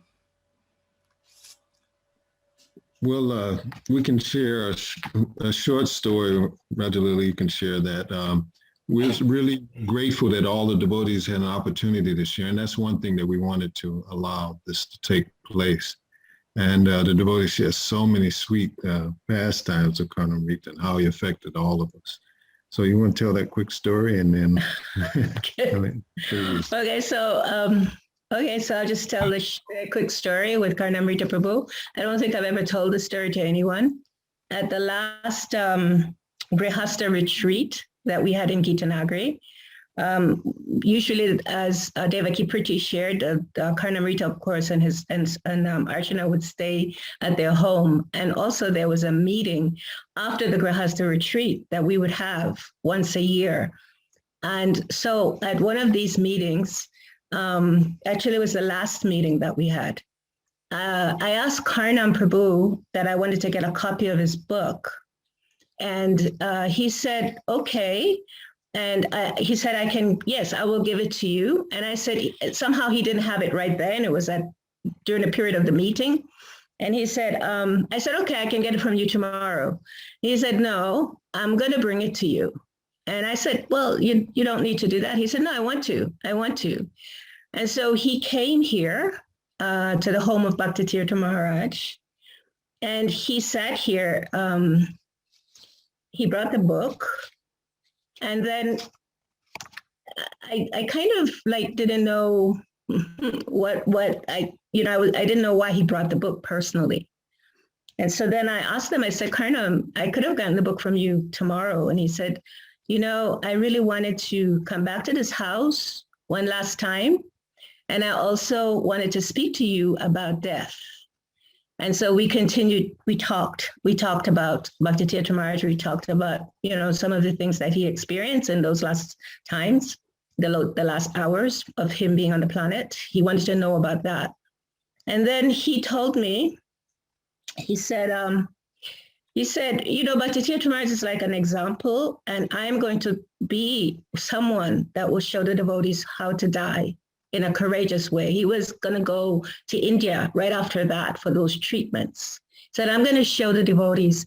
And he said, I want you to remember one thing. And I think that's something that will stay with me. He said, I want you to remember that we always want to give this one life to Krishna. This one life, let's give it to Krishna. And that was the last time I spoke with Karnam. That was actually the last time I actually saw him physically. I mean, of course, we communicated a lot when he was in Vrindavan and after Vrindavan. However, that was our last talk together, give this last life to Krishna. So thank you very much. Thank you.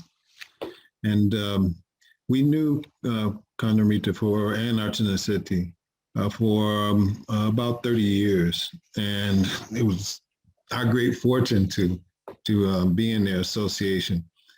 And one thing that Karnamrita Prabhu, he was always such an inspiration. And I won't echo all of the different things that the devotees have shared, because I mean, he's just an ocean of good qualities. But from his book, he shared something, Give to Live. In all situations, Krishna is here to help his devotees. And our responsibility is to have faith in him and look for that seed of good in all circumstances, including even disease, old age, and death. This isn't just some ideal, pious hope. It is the truth in my experience. And so this is something that he actually lived, especially during this last stretch of 5 years of his life here. And for me, he was always so encouraging and funny. I loved his humor. He was so encouraging, and he knew I was really nervous speaking publicly. And so I remember the first time I spoke with the Grihastha Vision Team retreat, and I said something, and then he looked, and he would always clap when devotees would actually speak or give a presentation. And so I spoke, and then he started clapping. I said, come on, Karnamrita Prabhu, I just gave my name. I just introduced myself and gave my name. And then he looked at me and he put his thumb up like this. And then I remember speaking another time, and he was really grave, and he turned to me. I said, oh no, man, what did I say?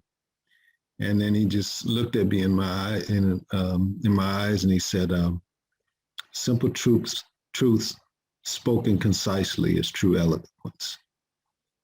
And I always remember that. And so whenever, now when we do speak, we think of Karnamrita Prabhu and understand that his ocean of good qualities. He was an example of a true spiritual warrior and preaching in the mood of his beloved spiritual master.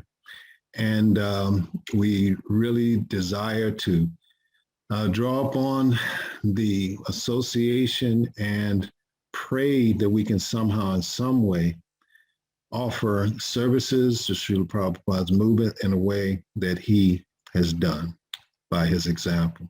So Karnamrita Prabhu, we love you, and Archana Siddhi. We're here for We're you. here for you, and thank you so much for all of your wonderful offerings about this great soul, Karnamrita Prabhu. Thank you. Thank you so much for sharing that. Maybe we'll just end with my husband's going to speak a little something, and then we'll all wish you a good evening.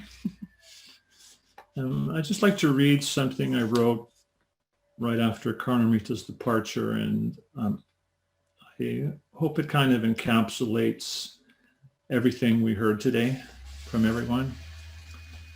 On February 9th, a most dear friend and fellow Grihastha Vision Team member, Karnamrita Prabhu, left this world. Karnamrita was someone who cared about others in a deep, meaningful way and devoted his life to make the lives of others better.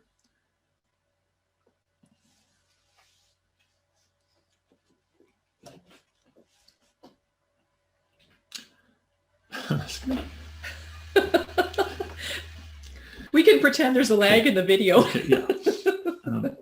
He was someone who knew the meaning of love and lived it through his words and actions. Someone who made everyone feel relaxed, valued, and accepted. Karnamrita, he always added an element of humor and lightness that would allow even a 6-hour meeting to pass like a few moments. In our numerous meetings, we always knew that one of Karnam's quips might be coming around the corner, and he never failed to deliver. With the loss of his and Krishna Nandini's association, a large void is left in our hearts.